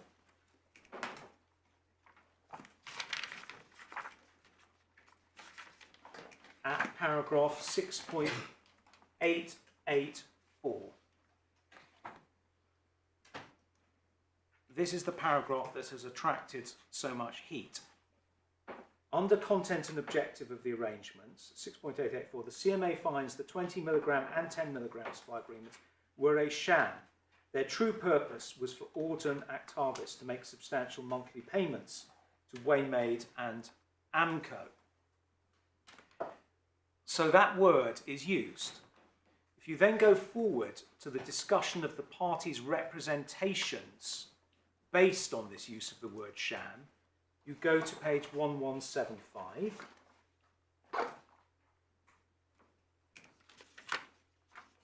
If you look there at paragraph 6.921, first you'll see the reference to Amco's and Sinven's, Amco's it then was, and Sinven's representations that the supply deals were bona fide and not a sham, dealing with the actual terms of the 10 milligram agreement only as a secondary point. They submit the CMA hasn't established to sustain the allegation of sham that everyone involved in the negotiation of the agreements, including external counsel, was engaged in an elaborate deception to cloak their true intentions. So in the representations, this is the argument made by those parties. The CMA's succinct response you find immediately below in the next two paragraphs, 6.922 and 6.923. Description of the supply deals as a sham simply means that the CMA's found their true purpose to be for Auden Actavis to pay Amco, rather than simply to give it product to sell, as in a genuine bona fide distribution deal. Supply agreements under which Auden supplied Amco at the 97% discount to its other customers would not have existed on those terms in the absence of counter-performance from Amco. And the CMA has found that the counter-performance was the agreement not to enter the market independently. And at 6.923 at the bottom, the CMA has not found or alleged an elaborate conspiracy beyond the terms of the 10 milligram agreement. So to summarise in a nutshell, the terms of the supply agreements weren't alleged to be anything other than genuine. They meant what they said. There was supply on these terms. Everything there was correct. What the CMA means by the term here, sham, is, as it says, that the true purpose of the deal is a vehicle for remunerating Amco, rather than charging them the normal market price it charged everybody else. As the context showed, it's got a 97% discount to other customers. So that deals with the sham point, which forms the basis of much of the argument on the other side that dishonesty is hardwired in this sense. Into Well, it's all caused by Lord Diplock in Snook, Yes. who told us what a sham was. Yes. And lawyers, for some reason, seem to assume that everybody in the world has read Snook, and that when anybody ever uses the word sham, they mean what Lord Diplock says it meant in Snook. But I think it's Snook. It is Snook. Named like that. Snook but- and the Yorkshire Railway Company. That's right. It is Snook. And actually, astonishingly, there are people in the world who I believe have not read Snook. yes. But you're picking up on my lord's point. If one read 6.922 and the explanation as to what the CMA meant by sham, whether they had in mind what Lord Diplock had said elsewhere, they're expressly disavowing, as it were, the Diplock approach, which is effectively, this is all an elaborate mask or cloak for what's really going on. They're simply saying it doesn't. The written agreement is not the totality of the agreement, and the true purpose was to remunerate AMCO for staying out of the market. Yes, absolutely so. And Snook did feature in the Yeah. hearing below, and it was said essentially that you're using this in the Snook sense, and the CMA's response is the sense in which we used it is explained in the decision in that paragraph. My advice is always to leave the word sham and find another one. My lord, from now on, it may be that your advice would be heeded in these circles.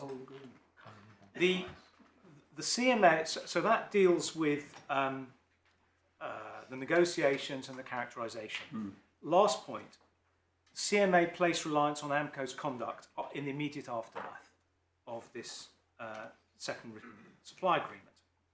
And again, here, the way that the CMA does it, the basis for its case, is to place reliance on contemporaneous documents. And there are 4 key ones. And I will say immediately, each of these 4 documents is put to the witness by the CMA's counsel, and you do not see this from the judgments condemning the CMA for supposedly fundamentally failing in due process because of the omissions in cross-examination. So if you go back to page 1114,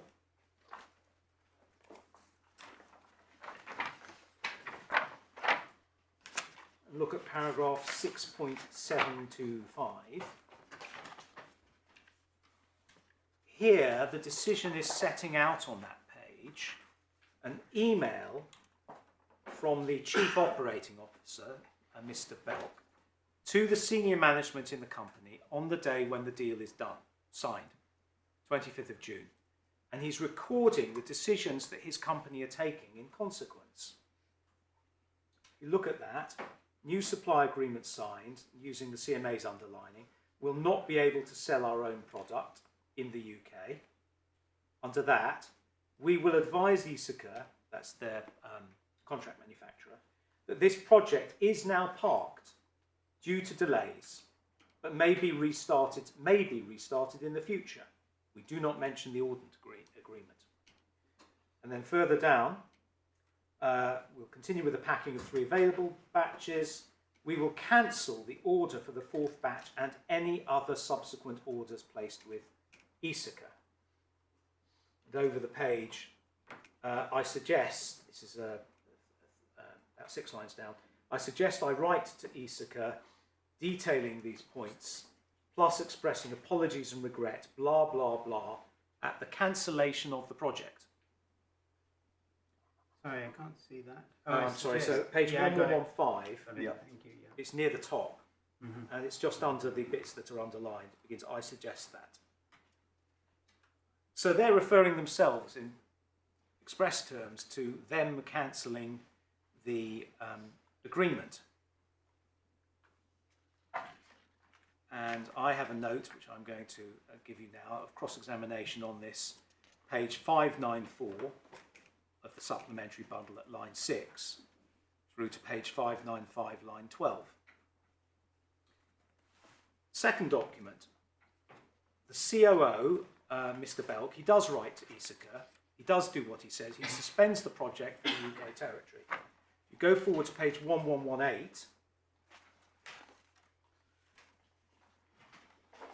And if you look at paragraph 6.735, which occupies the majority of that page, bottom, Sorry, page. 1118. Yep. 6.735. It's most of that page, and there's a long extract sent out of a document which is an email from AMCO to the contract manufacturer now, following up what he said he would do. And if you cast your eye over that, you'll see he says to the contract manufacturer, "It's with disappointment and regret that I must write to inform you that our hydrocortisone project will be suspended for the UK territory." And 3 paragraphs down, he says, "It's feasible, if circumstances change, that we may resurrect the project in the future, and we would look forward to working with you again on the product for the UK."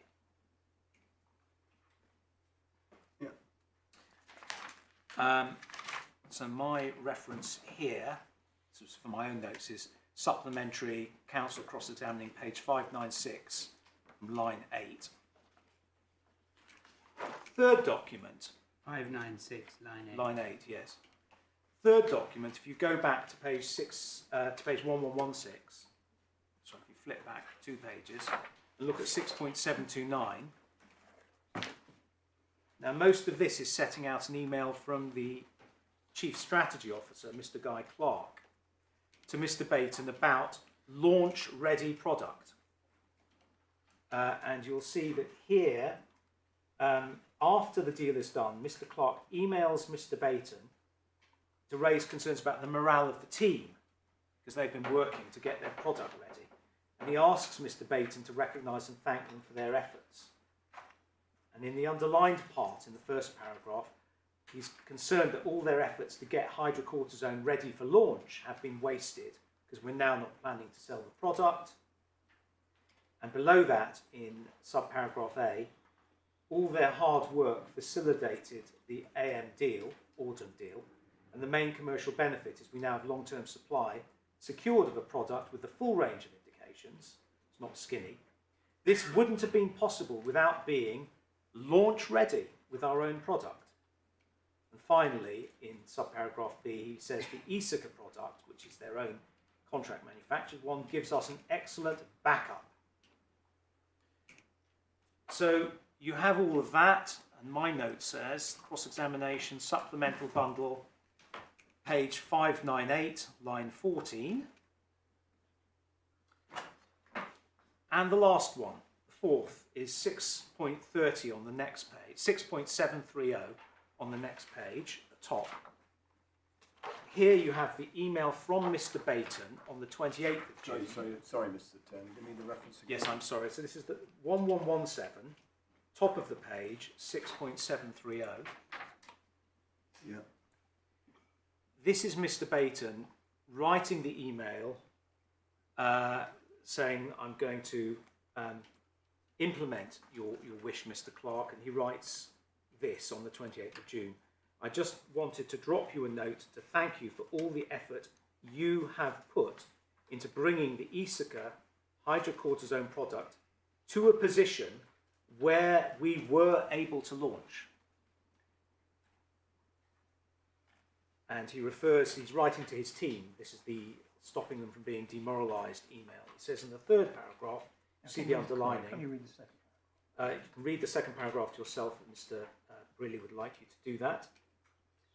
And then in the 3rd paragraph, what I would like to stress, though, is that the work that you did to provide certainty of launch of our product gave those of us who were negotiating with Auden confidence to achieve the best deal possible for AMCO, and I'm sure as a result, Auden felt that they should agree to our terms. So he is referring here to both the launch readiness of his own product and explicitly that this was the factor that he feels would have led Auden to agreeing to the terms that they wanted. This too was put to the witness by the CMA's counsel. My reference here is page 603 in the supplemental bundle, line 3, to page 606, line 1. To enter just one caveat, which was that, as I say, the bundle numbering was all suddenly changed about 2 days ago. So I'm hoping and trusting that this is accurate. What I would like you to do, please, at your convenience, is to let me have, for my note, alongside those references, the references to the originals of the 4 documents on which you rely. Yes, we will do that. Thank you.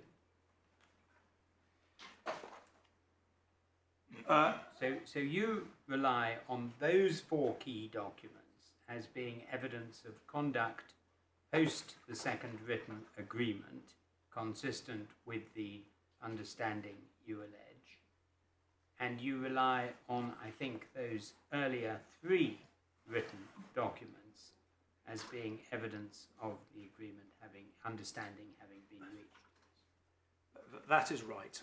It would be unbelievably helpful if one of your juniors could put on one side of a piece of paper the documents, the reference to the cross-examination, and the reference to the place in the decision where they're mentioned. Please get the references to the cross-examination right as well, because Yeah. just on the one you've been, and I think you've obviously spotted there's going to be a problem, because the passage that the document at 6730 is Yes. actually Miss Demetrio cites and quotes that at page 601.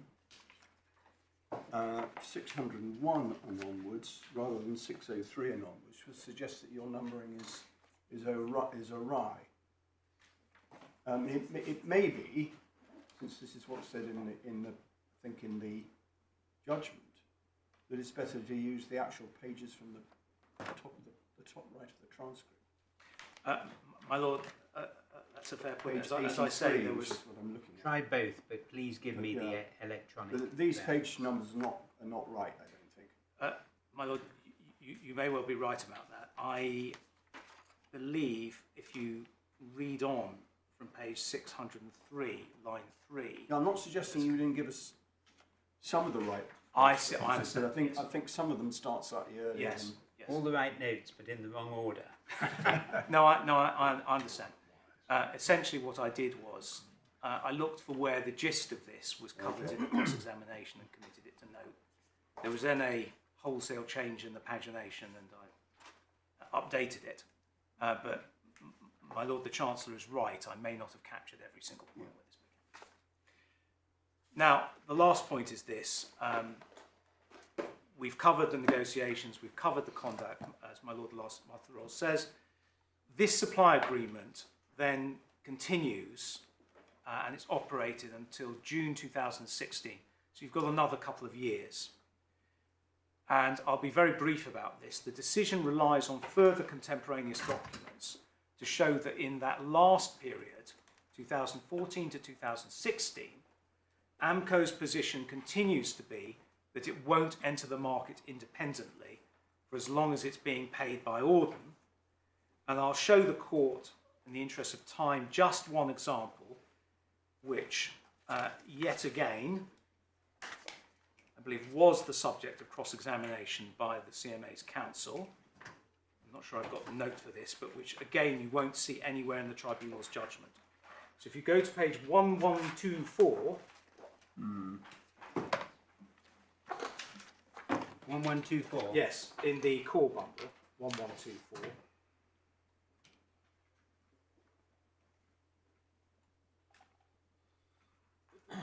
You see the decision is proceeding chronologically, and the heading at the top of this page refers to January 2015, so we're 6 months after the second agreement has been struck. And halfway down the page at 6.751 and 6.752, you'll see a reference to an internal email from January 2015 by Mr. Clark.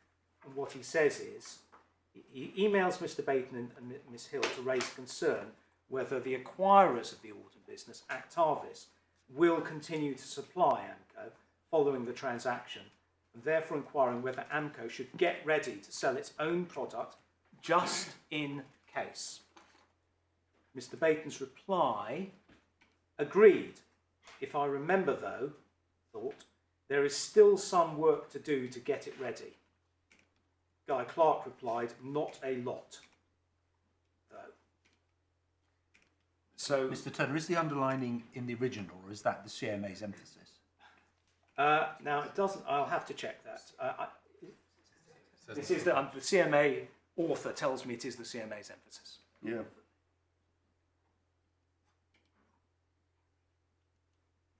Yeah. Right. And you're going to put So that I on think your one yes, now side I of a think piece I of have paper. got the reference to this. Cross-examination. I hope. So supplementary bundle, page 669, line 15, to page 670, line 20. Also at page 672, lines 8 to 12.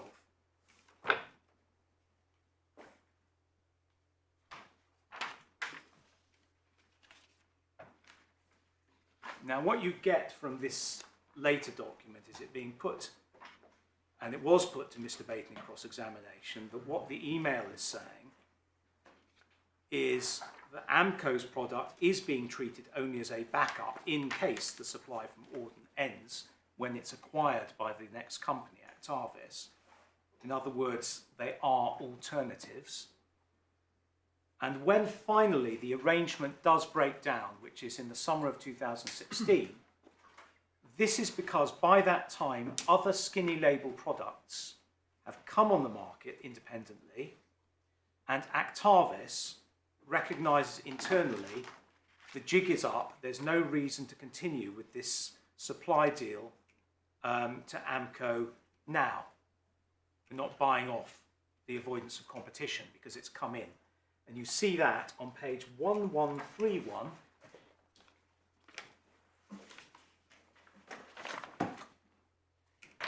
At paragraphs 6.778 and 6.779, which are under the heading 2016, the scale of independent entry prompts AMCO to launch its own 10 milligram tablets.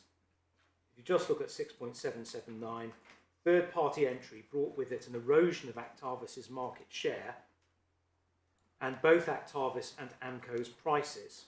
Since the purpose of the 10 milligram agreement was to buy off competition, it had essentially become redundant.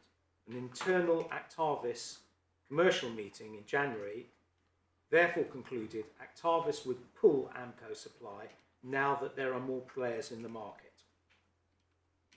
And the CMA draws the consequence. This again clearly demonstrates Actavis saw the purpose of the 10 milligram agreement as buying off the risk of competitive entry. Once it become redundant, it stops. So if I may, to wrap this up, you have now seen the nature of the CMA. Was that cross-examined on? I do not believe that that one was. No, this post-dates the Baton involvement. I think that all of the documents that I have shown you, bar this one, were put to the witness.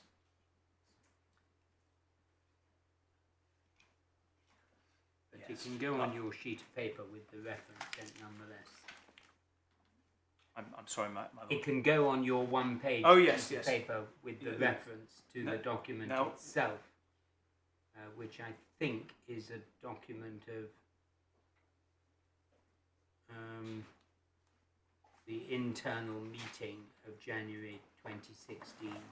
Yes, we will do that. But to follow my Lord Master Roll's point here about putting to the witness, we come to the observation that Mr. Baton was the only commercial witness put forward at the trial. Auden, Actavis, Allergan, they do not put forward any witnesses. Sorry, forgive me. Allergan. I'm sorry, Allergan was, yes. Auden and Actavis do not put forward any witnesses, and it is in view of that that the CMA asked the tribunal to... Did Mr. Jowl call Lifton? He called Lifton. No. You were Lifton. Kelly, yes, Miss Lifton. Who did you I called Mr. Stewart, who is Oh, yes. from Mr. Allergan Stewart, Plc. yes. Of course. We came on this Yes. scene very late. Thank you. So, in view of the fact that the only witnesses called discussed the negotiation of the agreement, the only witness was Mr. Baton. Well, actually, just picking up on a point that my lord asked you about a moment ago, Mr. Turner, there was cross-examination, at least about the email in paragraph 6780, at page 692 and 693. Pages 174 and 175 of the transcript. Yes, and that is... And it was put to him at the bottom of page 175 of the transcript. The reason why you cannot delay any longer is because of the changing market situation. Yes, that is the point he's making. And there was some question on that. Yes, my lord, that's absolutely right. I'm very grateful. You'll see from that paragraph that that was an email to Mr. Baton himself. Yes. The one that we're talking about earlier is an internal agreement on the supplier side. Follow that point. No, I'm very grateful because I should say, my Lord Master Roll says, so we're looking at these 3 documents earlier and then these 4 documents later. I am taking these important documents to show you these, what was not cross-examined on. There are a range of other documents in here, should I hope be clear, which form part of the CMA's case, but which for the purpose of this exposition, I have not specifically taken you to. Yeah. I'm trying to be economical and to take you to the critical ones. The exercise before the CAT is as to the correctness of the this CMA's decision, which contains the evidence that it does contain. So it doesn't have to be cross-examined or tested. It's simply there and it can be reviewed as documentary evidence before the CAT. So Yes. it is the totality of the evidence we're looking at, not just the documents you're referring to for the purpose of the due process exercise. That is right, and that leads to, again, a very important observation that in the tribunal, in its procedures, the strict rules of evidence do not apply. You can rely on documentary evidence, you can rely on hearsay. It is far more generous, and the weight that is attributed to it by the tribunal is then the question. But all of this, including, by the way, the interview evidence and the transcripts of that interview evidence referred to by the CMA, forms part of the evidence base in their decision. And this then leads to what I was mentioning a moment ago, the CMA's case, which it puts in opening, before opening and then in closing, that the tribunal should draw an adverse inference from the fact that on the supplier side, they did not call a witness on their side of the negotiations. On AMCO's side, to pick up what my Lord Master Rolls said, the only witness they chose was not Mr. McEwen, who was there for the earlier agreement on 20 milligrams and then a long time for the 10 milligram agreement. They only call the witness who came in the spring of 2014, April, I believe it was, Mr. Baton, to negotiate the second written supply agreement. And Mr. Scully. Well, on the negotiating side, Yeah. yes. And we'll come in a moment to see what Mr. Sully's contribution to this, because what you will see is he said that he didn't have a handle on the negotiations. I'll show you that. So the striking feature of the tribunal's decision, which is the next port of call, is that in both of the judgments there is very little, in fact almost no recognition of the evidential material which forms the basis of the authority's case. But what do you mean? Do you mean that's not found in H2 or H3? Yes, I mean that the contemporaneous documents and the cross-examination on them, obvious reasons given the conclusion in the due process judgment, you will not find those relied on and analysed and assessed in these judgments. The approach which I'm going to show you they take to their conclusions in the H2 judgment, where, by the way, they uphold what the CMA has done, pursues a rather different course. And in my submission, and to follow my Lord Justice Green's comment, as a matter... You've got a respondent's notice, haven't you? We do. Fugitive respondent's notice if they get permission. Yes, we have. Our respondent's notice is that even if the tribunal, in the findings it does make in the H2 judgment, it finds explicitly dishonesty and so forth, got things wrong, nonetheless, the core findings of the CMA's decision, the three pillars of what is needed, were found, and they are sufficient to support its conclusion. And to avoid any doubt, those are potential competitors. Were these potential competitors? Secondly, was there a value transfer from the incumbent to the potential competitor? Thirdly, was the value transfer given in exchange for an understanding that the challenger would stay off the market? Each of those three essential matters are found robustly and sufficiently in the H2 judgment. Our complaint about that H2 judgment is that it has a different approach and it makes findings and goes into issues that we do not think, the CMA does not consider to be essential for the case. Well, I mean, this may be a matter of analysis, it may not really matter, but do you say that the tribunal got it in its head that what was the core of your case was a side agreement, that the only evidence of a side agreement in the tribunal's mind, even in H2, is the value transfer that they later said was the only evidence, yes. And that what that elides is all the documentary material that's been put to the witnesses that you've been taking us through. And if they'd done it that way, then they perhaps would have not placed so much reliance on the failure to cross-examine as to dishonesty, which is not an essential one of the 3 points anyway. That's pretty well encapsulated, my lord, yes. To come back to what I said right at the start, the right approach to take in these cases, the outline framework, was set out in the All Sports decision a long time ago.